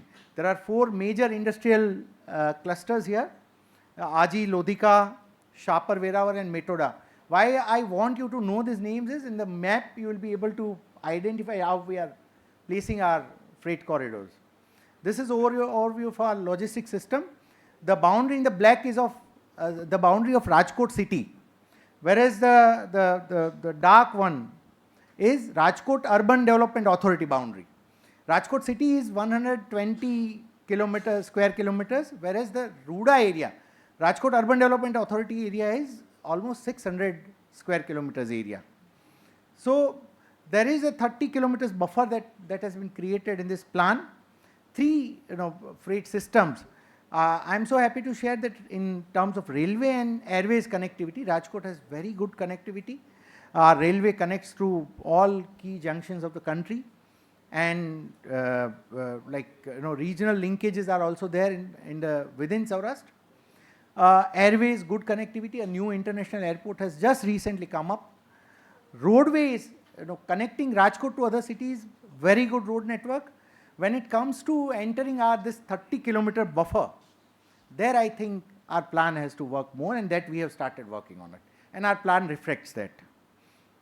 The problem statement, you know, current challenges, you know, one of the challenges that I have discussed is we need to work more on the interior network, you know, ad hoc truck entry, etc. No, at present there are 2 facilities in the city in the name of truck terminals, but not properly utilized, and there's a lot that needs to be done in these 2 facilities.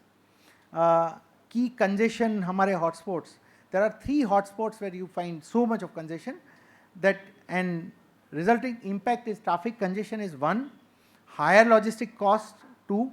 Since we are MSME, you know, headquarter, like we have so many MSME industries, we are leaders in MSME industries.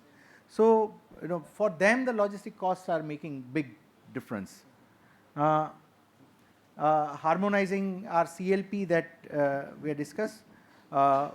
We have already, this plan has outer truck terminals, we have planned micro logistics hub, integrated freight terminals, and separate freight for passenger and freight dono ka traffic. Align movement with ring roads and rail. I'm just, these 4 things have been already discussed in the earlier presentations. I would like to skip. because our CLP covers all these 4 aspects that were discussed. Yeah, these are the proposals that we have added in our plan. The plan with more than 3,600 crore rupees, monetary value plan. So there are 3 terminals, truck terminals that we call logistic and consolidation and distribution centers that we are planning in this CLP. All 3 are serving one or the other major industrial cluster and directly intervening there. Then another proposal is of multimodal logistic port Bileshwar mein and logistics parks and rail freight Kuwadwa. Kuwadwa becomes an anchor park for all these parks that we are supporting. Micro delivery hubs, 13 hubs that are proposed in this plan. I'm skipping so many because already in the map you are able to see, and I don't want to waste your time. As I was discussing, one of the major challenges that I as a commissioner personally feel is like the road network that needs to be strengthened, the ring roads that we need to create, and that already which are created to be need to be broadened, so that passenger and freight corridor traffic both can seamlessly move. That is also happening, and in this we are proposing widening of second ring road so that it carries more traffic. At the same time, completion of a ring road, because one of our ring roads is part uncompleted. If the ring is clear, then we may be able to stop the major traffic from coming inside the city. So that also has been promoted, and once this ring is over, we may be able to control the traffic that comes within the city. For connectivity, there are truck terminals on outer cordons that we are proposing.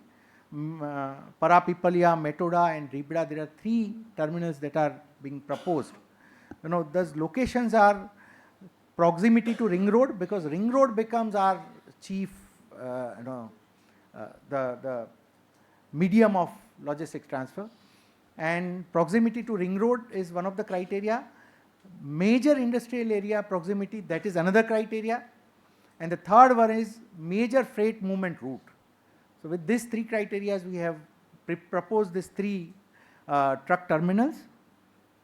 The city micro hubs, 13 within city. As I told you, MSME we lead. So 13 locations we have identified. We plan to develop it through PPP mode. Then how, what do we achieve with this? I would skip this because it's already been discussed. Yeah, 4 outcomes at city level. If the national policy that the government of India has come up with, if PM Gati Shakti that national government has come up with, the guidelines the states have identified and prepared, the government, state government, and the plan that we have prepared, if it gets executed, it doesn't just make change in urban governance. There are 4 areas where we can have major change. On urban outcome to reduce congestion, improve road safety, etc. is there. But economic outcomes, that 14% to single digit, it can happen only if this plan can be put on ground. And governance outcomes, of course, if you reduce compliances, burden of compliances, if you make the process seamless and on one platform, the governance itself will be so easy. The way forward is finalize and notify that it is done, and harmonize city freight SOP we are issuing. The project cost of our plan is 3,919 crore. That we plan to fund through various sources, including PPP source. It has to be government come private led, and we are going for phased implementation of the plan. Outcomes already discussed. So I hope I have last, not least, in time and yet light. Thank you.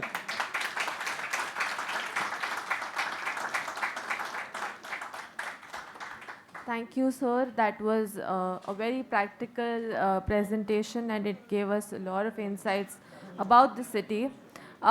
Delegates, due to paucity of time, we may not be able to take questions. However, we do encourage you to network with our esteemed speakers as much as possible. Um, uh, A sincere thank you once again to Srimati Ravi Kiran, Dr. Vipul Mishra, Mr. Takuya Nakagawa and Sri Tushar Sumera for sharing their time, insights and experience. I request Nimit Patel ji, GIDB to please present them the mementos.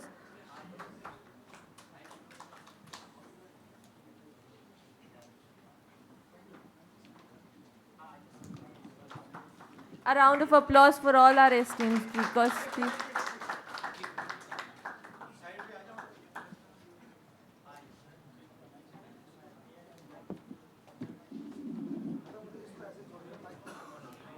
A round of applause for Mr. Takuya Nakagawa.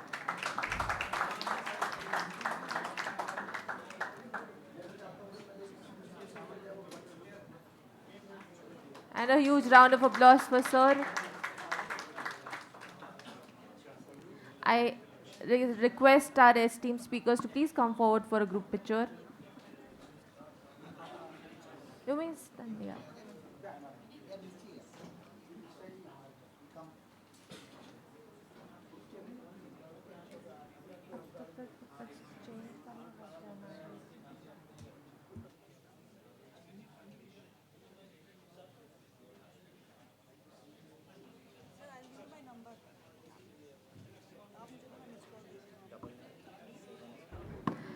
Delegates, as we move on from this technical session, we do have one panel discussion wherein we'll have very diverse set of speakers sharing their ideas. So I request you all to please stay back for this one last panel discussion.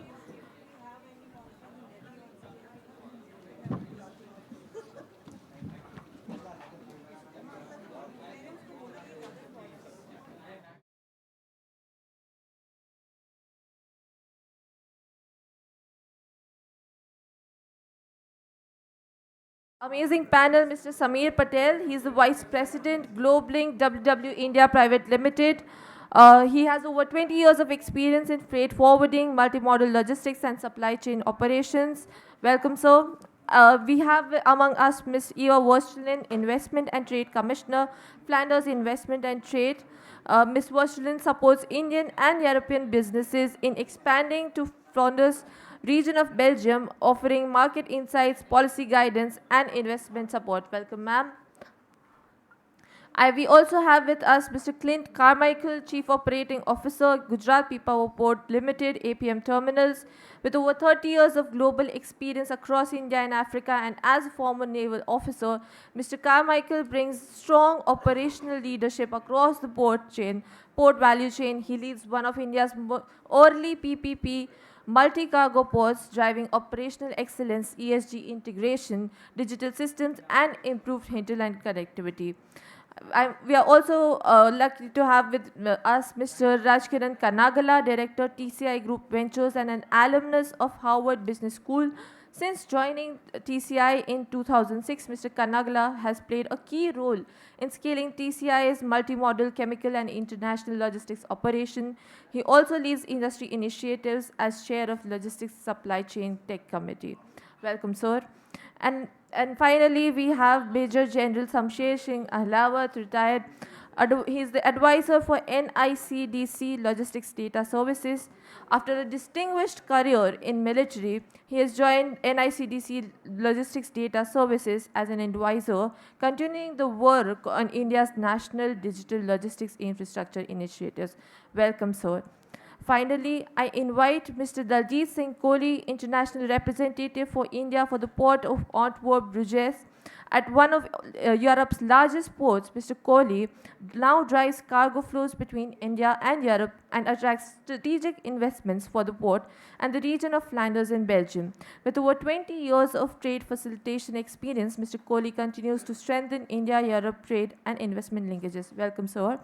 We are honored to have leaders from every aspect of logistics. This is perhaps the most diverse panel coming together to share their views on digital logistics ecosystems for monitoring logistics infrastructure. I now request our esteemed moderator, Mr. Sameer Patel, sir, to take the session forward. Sir.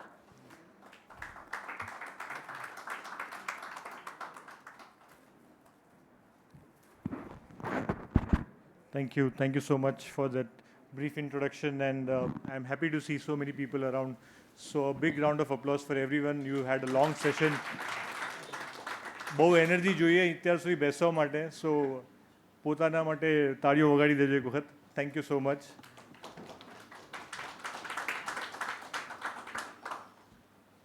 I was running through some facts of why this topic is important. You know, we are all here to, at the inaugural session of Gujarat's regional, Vibrant Gujarat's regional summit. Saurashtra as an industry contributes about 30% of the industrial production within Gujarat. It also has some of the most export-intensive clusters. We've already heard about ceramics from Morbi. We've already heard about chemicals and engineering from Rajkot and Jamnagar. Agri exports on the coastal belt. So what we do know is that Saurashtra is industry ready and trade oriented. Again, Saurashtra is led by an able port like Pipavav, which handles 750,000 TEUs annually. And yet a lot of containers or cargo still has to go to long distances to connect via Mundra or even Nhava Sheva. So what that means is, while we have always focused on infrastructure, and our previous speakers have also highlighted upon the need of improving, planning, and strategizing that structure, we also need to add the lens of digital on that physical infrastructure which we are already trying to develop, so that exporter or importer who's based out of Saurashtra can take more confidence while planning his import or export in terms of traceability, in terms of visibility, in terms of timeliness. So with that lens, I will take this opportunity to ask questions and share the knowledge insights from the able panel which we have over here. Due to paucity of time, I have already been told that the train has to run like a Rajdhani. So please don't consider this as the limited opportunity, but more limited possibility of time. So we have Daljit with us, and he's to head out quick, so he's the first to go. Daljit, you've been waiting for this moment, I know. And so Daljit represents, as already highlighted, the port of Rotterdam Bruges, and his idea is to augur this investment between Europe and India. So Daljit, how has Port of Antwerp Bruges built trust and cooperation among so many different public and private players? Yeah, I think just a small correction. You mentioned Port of Rotterdam Bruges. Sorry, Antwerp Bruges. Antwerp Yeah, Bruges. yeah. Thank you. Okay. Yeah. We are the if many people know that we are the second largest port in Europe, and we are a port authority, and we don't do much operations ourselves. So the question is quite valid in terms of how do we actually maintain that trust. It's a very important question, because how do you maintain a community of 1,400 companies in the port area, as well as all the big major players, including companies, chemical companies like BASF, Total, ExxonMobil, all having production in the port area. It's a very important way that we manage. The idea behind is a dual governance model, which actually means that we completely look at building up nautical supply chain, we look at managing, we look at the regulation setups, and we also play a role of a community builder, which is actually the fact that we bring all the parties together on consultation before any infrastructure has been laid down. And I've been listening to the presentations earlier. When you talk about port-led development or a city-led development, you need to have a consultation of everyone together, so you have to plan it accordingly. You can't do it universally, because then you would not be able to understand what the industry is looking at. Plus, we look at a long-term vision. We're looking, a port was the real development around the port actually happened around post the Second World War. Now, we have a 70-year vision that we've been working on. And currently, we also build up the vision that we plan for the next couple of years to go more green. So by 2050, we have a target of becoming carbon neutral. By 2030, we have a target of becoming at least 50% carbon neutral. Now, that vision cannot be accomplished alone. We need to have all the parties together to make sure that everyone is working together. Now, that's one point. The second one is obviously aligning ourselves with the common goals of the companies, including energy transition, could be decarbonization, could be multimodal shifts. Now, this can only happen when you actually sit on the table and talk to companies and saying, guys, we need that. We have all the big players I mentioned. We have the big chemical cluster. We have companies like Total, ExxonMobil, BASF, who actually can take their own decisions in terms of their own operations.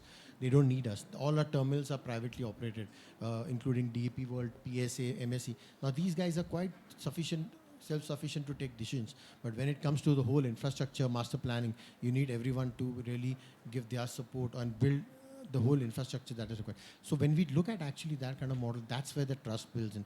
We've been doing it accordingly for the last few decades. Now we also have an innovation platform where we actually also see that these innovative companies can actually work together with these big majors, so that there could be some new innovation that comes in that could be useful. We open our platform, port platform for companies who are doing innovations. We've given them land, we give them infrastructure, we give them the setup so that they can actually build new technologies relevant to the marine industry.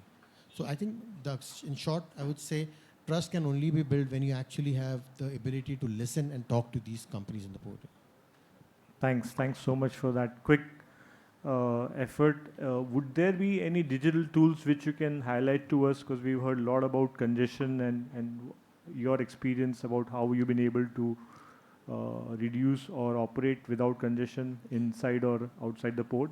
So I can talk from a port perspective. We have multi-purpose tools, and if somebody would have sat in my presentation earlier, I actually had a couple of videos that I mentioned across. But the idea is to look at what is, and technology has to go with human effort. It has to actually help the human effort. Now, that is where we try to look at. We also look at what technology can help, what technology can help solve in terms of the challenges, the environmental challenges, the land challenges, the futuristic challenges. So you combine that whole to build into a technology. Now we have a lot of sensors across, and I will just mention the kind of size that we have in the port. A port is around 14,000 hectares of land. If you translate that into kilometers, is 140 square kilometers. Now that's the area we are talking about just in the port area. So you have got to monitor all that activity. You can't do that with physical naked eye. You need technology to really help you. We've got sensors in terms of cameras. We have sensors in terms of capturing the odor, the chemical leakages, the air quality. And what we do is also drone monitoring. We have 18 every day, 18 flights that we take across the whole port area to see what's happening in the port. Because as a port, if you look at if you just realize what a port infrastructure is, there could be leakages, there could be ships coming in, there could be different water levels, the different temperatures. So you got to monitor everything. Now we have actually combined that whole sensors to bring to a technology called 3D digital twin, which is a real-time capturing of information that is happening. And we can sit in the room and actually see what's happening in the port area. The second is also we are working on a kind of an ETA tool. Now, ETA is estimated time of arrival. Now, that is very important in terms of the planning and also with city planning, because whenever you have a city-led port, you need to also ensure that the cargo flows are such that there is minimal traffic on the road and they could move out with ease. So when you have a tool like this, which can actually predict when the ship is going to arrive, you can plan your next mode of cargo. We have digital paperwork, digital customs. You could actually sit in your office before the ship arrives, you know your next mode of transportation that is going to happen. Now, these are tools very important. And if you can embed that in the overall system, and I heard someone really talk about that, you need to actually combine a couple of different bodies together. Though ULIP does that or the NLP does that. But the fact is that on practical ground level, you need to have that integration happening, because it's not about having everything on the digital screen. Everything has to work on ground, and that's where the main challenge is. So I think using these tools is really helpful, but on-ground implementation, on-ground training is very important for this. Are there any knowledge exchanges currently with any Indian operators which you can highlight quickly? Yeah, so we have a lot of training that we do. In fact, we have a training center at JNPA. It's a physical training building, which is a collaboration between Port of Antwerp and JNPA. And we also have an MOU with Indian Institute of Foreign Trade. With Gujarat Maritime University, we had an MOU which we are due for renewal now. Now, these are the trainings that we have built, and these are not just theoretical trainings. These are not on class trainings. Every training that we do at JNPA requires a person to have a certain level of knowledge for that particular training. It's not for freshers particularly, because if you teach freshers, then you go from a college level, grow up there. This is particularly training from a port level. And some of these trainings are very hybrid in nature. For example, you do a particular training as an online or a residential course. JNPA has a residential course for 5 days. But you can actually take a course where you are supposed to travel to Antwerp for a week training, where you actually see all the practical elements that you've really seen. Thanks so much for those efforts and your time today again. I'll come to Clint for an Indian port operator. feedback on the similar perspective, Clint, if you can highlight digital tools which have come into play, which are helping you reduce the bottlenecks within the port or outside the port. Yeah, thanks for that. Can you hear me? Yeah. I think you touched on some of the aspects in terms of sensors. So I think two aspects to it. One is from an operational point of view in our systems itself. Yes. Those systems have got a lot of data in them. We've captured a lot of historic data, so that allows us to interrogate that data, have a look at what the next vessel coming up will actually do. Correct. Based on what the historic data is. So that gives us some type of predictability, but what it doesn't give us yet is different models in terms of how it will behave if you give it something else. Correct. So that's something in terms of technology that will definitely come. The other thing I wanted to touch very briefly on is in terms of infrastructure itself, whether it's equipment, whether it's embedded into your actual key infrastructure. But this is actually quite a critical point for us as well. So we need to enhance this technology that is available already in the market. And as GPPL, we're already taking some of this technology on board, where it automatically sends signals to our control center, our control room. It identifies not only how your performance is going in terms of what's happening on the ground, but it also tells you what the actual physical structure of the actual crane itself is actually doing. Whether it's measuring some type of fatigue from overuse, whether the cables themselves are actually getting fatigued. So all of that feedback actually comes into our system, and that allows us to either slow the crane down, bring in our asset management team in earlier, and it's really helped with predictive maintenance. So a lot of our equipment now, we have an uptime of above 99% of most of our equipment. So this, in the last 3 years, has been a phenomenal success for us. Excellent. And it's all technology driven. Wow.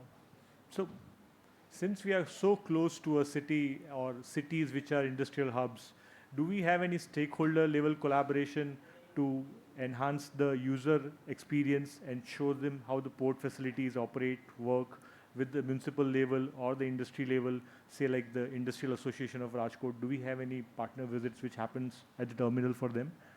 Yeah, I think for the most part, I think there is that interaction, but it probably isn't enough. I think already India has the port community system that they're using, which is great. And I think that this is a fantastic initiative across ports, and most major ports actually have the system, and customers have access to that system. But where it lacks is that when you talk about Mundra, you only have access to Mundra. Now, what I would like to see, and what really our customers would like to see, is if there's a bottleneck in Mundra, how can I adjust my train, or how can I adjust my transportation, not to go to Mundra anymore, but to go to Pipaviv, as an example. Correct. Or completely change it and go down to Mumbai because the whole Saurashtra region is congested or it's flooded for heavy rains. So that's where we really need to get to. So we have good systems. We are talking to the correct departments, but we probably need to engage more to actually use and embrace what systems we already have. Okay, thanks. Thanks so much. Coming next to Ms. Eva. Global logistics systems works best when data flows seamlessly across borders, right? Can you share your experience of modern integrated supply chain, how it looks, how it operates? Yeah, sure. Well, I represent Flanders, the northern part of Belgium, and one of our big logistics hubs is, of course, the port of Antwerp, Antwerp-Bruges. I'm not going to talk about the ports because I think I have two experts here next to me. I'm not going to go into deep waters there. But I would like to highlight a few other logistics integration systems and data sharing that we have in Flanders, in the northern part of Belgium. Because, of course, when you talk about across borders, in Europe, that's the default setting. Because in Europe, European Union, it means free flow of goods, services, and of persons. So across borders, well, then you're talking about a European border, not about the border among countries. And of course, across borders also means across borders of companies, meaning if I manufacture bicycles, I need to know when the supplier of my components is going to release a new batch and send the batch to me. I need to then make my own manufacturing going, and at the same time I need to know when my products will be ready to be able to supply them to my clients. In other words, from A to Z, the entire value chain has to be on the picture. And that's why Brussels Airport, they have launched an initiative called BrewCloud. So it was supported by the Flemish government and also used the data sharing technology of a Belgian company called Nalian. And that's a completely data sharing platform.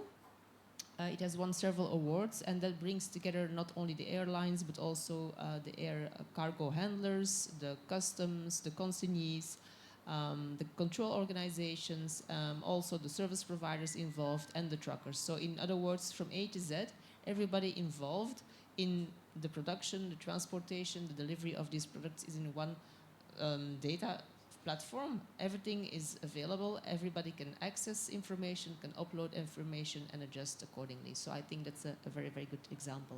Yeah, that's quite a good example, true. So like trust and transparency are the biggest hurdles in bringing digital cooperation, right? So what are the main factors which helps bring confidence in the public enterprises and private players for digital collaboration of real-time data exchange? Yes, well, I think it's a given that you can only have confidence if the data that you're looking at are correct. That's one thing. They also have to be used in a correct way, and they have to be presented in the same way. You cannot compare apples with eggs. You know, it's two different things. So everything has to be correct at the start, has to be presented in a uniform way, and then also have to be used and shared in a correct manner. And there, another example I would like to give is of course, in one of the sectors where this is crucial is the cold chain sector, for instance, because they're the manufacturers of these pharmaceuticals. And I'm giving this example on purpose because I know pharmaceuticals, chemicals is a sector that India is extremely strong in. So are we in Belgium. And so for these cold chain manufacturers, the pharmaceutical manufacturers, they need to know exactly what is happening with their product because it contains a lot of active ingredients that need to be under temperature control. In other words, they not only want their product to be delivered as fast as possible to the end user, but also they want to make sure that there's a temperature control, whether it's on the tarmac, whether it's in a truck, no matter where the product is, it has to be controlled and reliable. And so Brussels Airport is the largest and the first airport community that came up with a certification for anybody involved in the handling of cold chain products.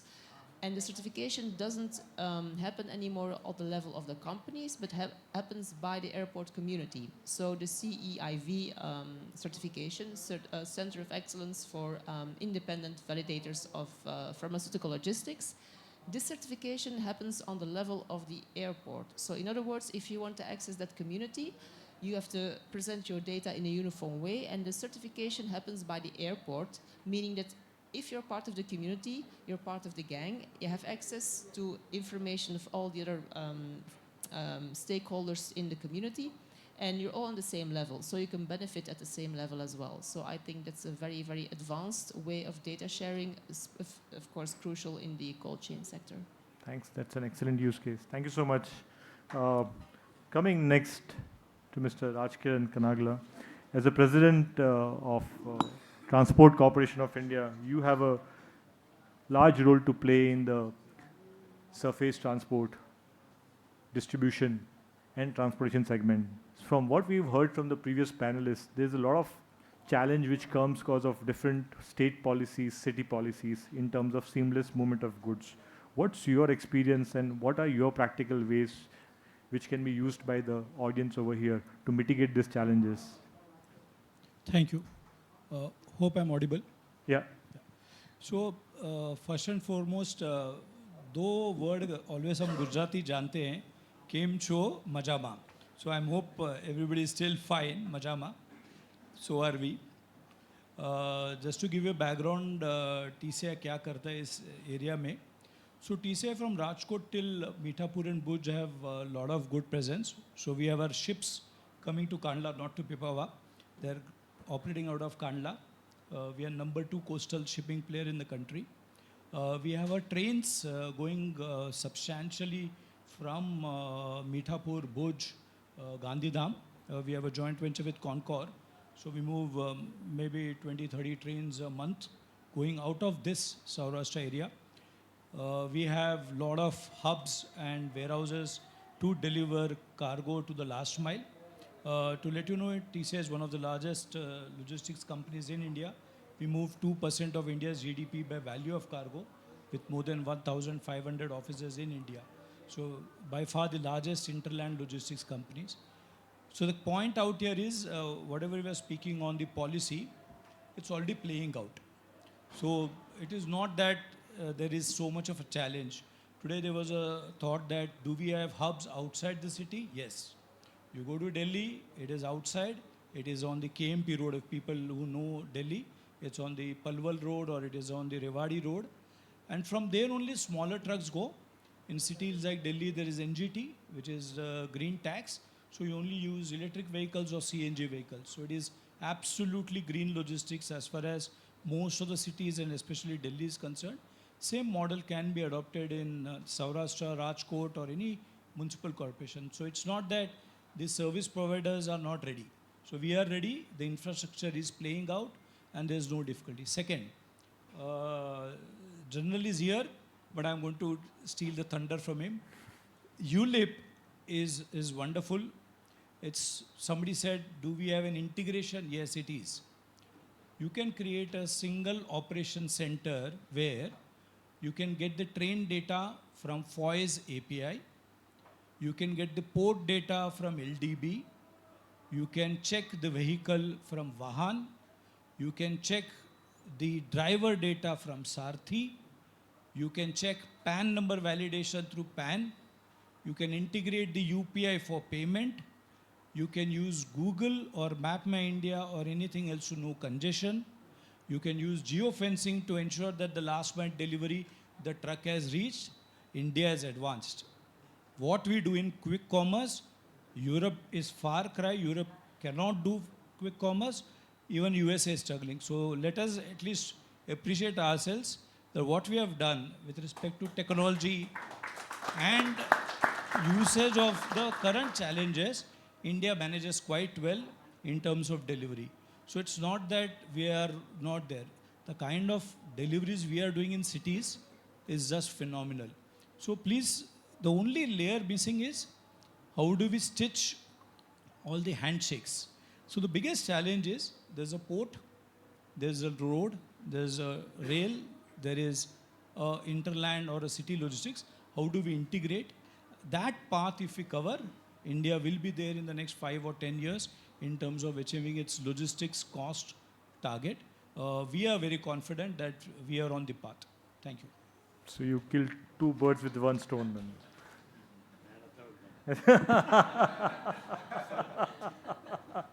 But it was a very relevant point, right? I feel the takeaway is interoperability with the platform, right? Which is what brings us to Major General S.S. Alawat. Sir, your presence over here is definitely the most distinguished ones. You are the one which connects all the stakeholders on the board with the platform and the API connectivity, which is ready but not so much used by the stakeholders as much. So what are your early use cases, examples, which you can share for us over here, sir? Okay. A very good evening to all people who are sitting here despite long sessions during the day. Well, I represent NICDC Logistics Data Services. Now, firstly, what is NICDC? It is a special purpose vehicle under the Ministry of Commerce and Industry, specifically under the DPIT. So I bring along compliments of my chairman, who is serving IAS officer always. We are based at Delhi. Well, we represent a very large part of the nation's initiative in the digital infrastructure, and more specifically, we are focused on logistics-related digital infrastructure. The government's push on all kinds of infrastructure is very well known to all of you. But keeping the digital part at par with the basic infrastructure, roads, etc., that is where the government's initiative is most clearly visible. Now, when the corridors started coming up and all these logistic things that you are seeing, there was a need felt by the Prime Minister to, we had a lot of data which got collected. And this data has a lot of potential to be used across verticals. So the first product of our company actually is ULIP, Unified Logistic Interface Platform. It was launched on the same day, at the same moment when the National Logistics Policy was launched by the PM. So this is about 3 years old. And our second product is the LDB. The name doesn't suggest actually the product, the Logistic Data Bank. We are monitoring 100% of the EXIM container movement within the country. So we monitor movement at every possible checkpoint, or rather I would say a data point, a timestamp of every container moving within the country for its duty related to EXIM. So we monitor roughly 1 crore containers every year. Now coming to the questions specific. If the government has that kind of a focus, this is all visible in ULIP. So as a use case, whenever you are putting, the IT people will answer these questions in a very mechanical manner, but we are a living example. So whenever you put any such massive scale digital infrastructure, what are the important things? Firstly, as somebody had highlighted during the last presentation, there has to be a clear understanding of the task. So as they say, more time you spend in planning, less time you require in coding. And that is exactly what has happened in our case. See, ULIP is growing 13 to 15% every month. That is the scale. Today we have MOUs with 8 states who are using our services for everything, and we are in touch with 20 other states. So virtually the ministry level integration is complete. We have 11 ministries, 2,000 data sets from 11 ministries and 44 different systems completely integrated. They are all on different kind of digital architecture, but we are integrating everything. So this is the first point, that a detailed planning must go into any kind of a major digital initiative. There has to be primacy of the end user. A small time trucker who has say 10 trucks or 8, 9 trucks, this guy needs data to monitor possibly the movement of his vehicles or maybe check some licenses. But a very big transport company or somebody like some sir sitting on my right, they use it as a massive scale. It is not only checking the vehicle's status or the driver's status or the license status. They go into loan default related to vehicles, etc., etc. So what does the end user need is what we have to focus on. Thereafter, I don't have to highlight it to this August gathering that data is power. Actually, data is king, or call it data is queen. So data is actually value. And everybody hides data because it costs money. So big players are able to get this data. They have all the wherewithal. The smaller players are not able to do so. So to make it available free of cost is a challenge. So how do you do that? Through some kind of a regulatory support and understanding the very fact that data is value and people are very chary, especially government servants. I'm an ex-government servant, so I'll take the liberty. Government servants do not part with data very easily. And private companies, of course, monetize it. So how to get this data free of cost for the end user is a very big challenge. And if we understand this, and when you want to put such a big system into place, you really have to think in advance what kind of technological changes will come about. So ab initio, you need to plan at what frequency do I need to upgrade my system. So there are more such points, but these are the lessons we have learned while operating ULIP. Excellent. So one last question, sir. So as you said, there are different stakeholders, like their ports, their transport, their ICDs. Data are coming in from different operators and systems, right? How do you ensure that the data stays consistent, high quality, and can be used easily? Okay. So this, I can again quote with the example of my company's product, that is the LDB. But coming to specific issues for the general public, you see, we have to understand that every small bit of data is important. Today we are in the process of mapping for ULIP all the national highways. But the data actually lies in the state highways or the expressways or the state level expressways which are coming.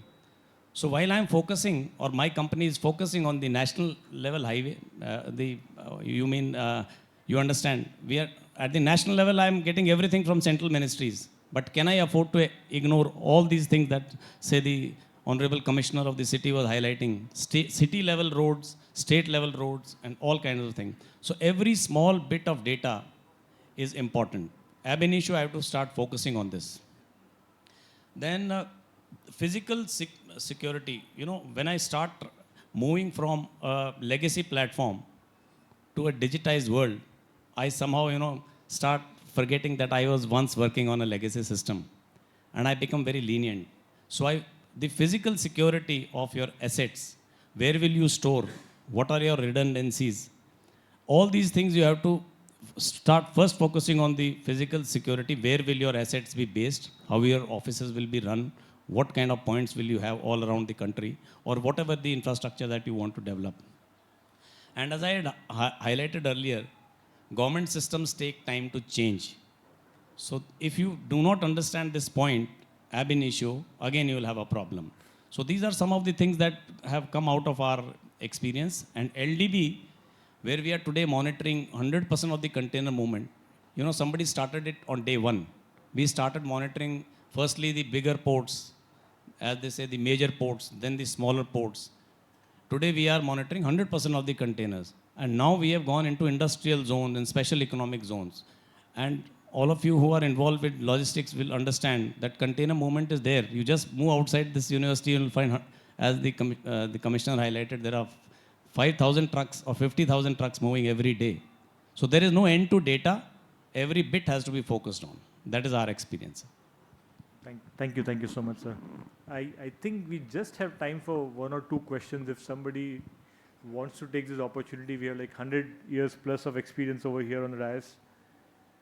કોઈને કંઈ પૂછવું હોય, કંઈક વધારે જાણવું હોય, or else we can network after the event very quick. Yes, please.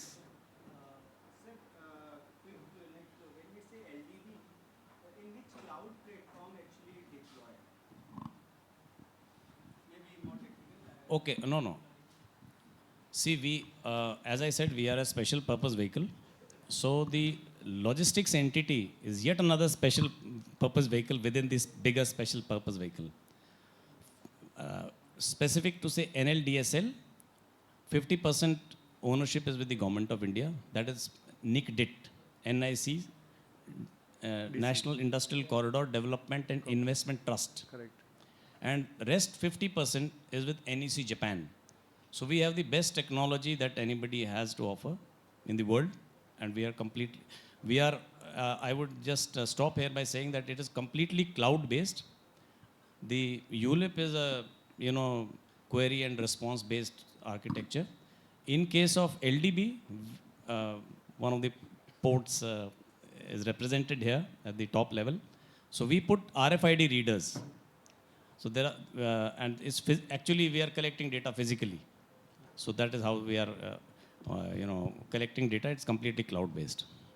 You can log. Sorry, sir. You can log on to goulip.in or ldb.code.in or contact any of us. I'll share the details. If I could just ask you just a follow-up question to that, is the data that you're getting from the various role players, is it retroactive data or is it live data? Because this makes a big difference as well, right? Okay. Technically, it is 100% live data, but I would use the word deferred live. So in some cases, we take about 15 to 30 minutes also, but you can treat it as live data. And we do not store any data.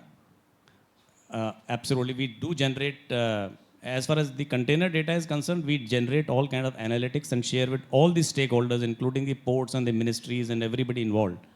But ULIP, we do not store any data. The user's data is, and no personal data in any case. Thanks. Maybe I'll discuss later. Most welcome. Thank you so much. I hope we're on time.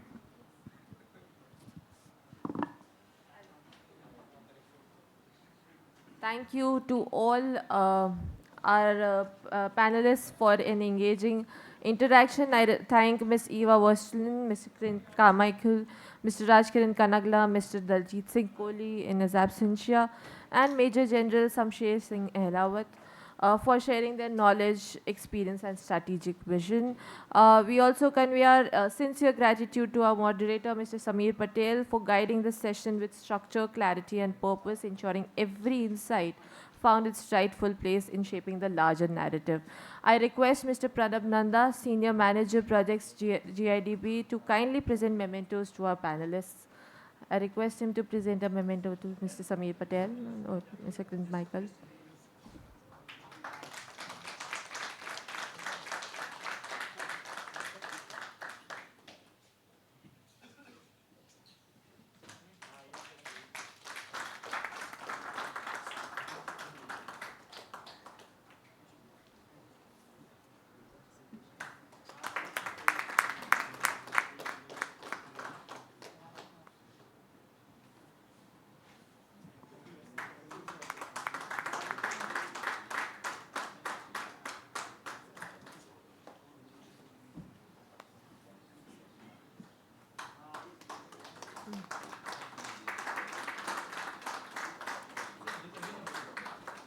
I request our esteemed speakers to please come forward for a group photograph.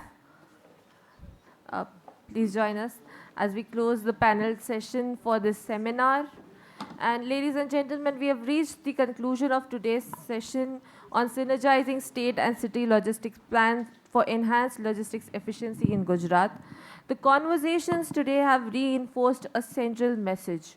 Gujarat's logistics future will be driven by infrastructure that is planned in harmony and operations that are powered by data-driven decision-making.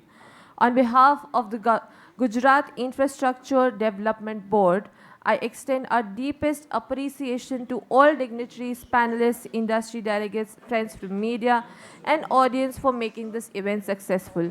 A special thank you to our partner CII who supported this seminar. Thank you once again, ladies and gentlemen. Wish you a very wonderful evening. We have a valedictory session going on in the auditorium at the Tagore Hall. So I request everybody to kindly move for the valedictory ceremony. Thank you.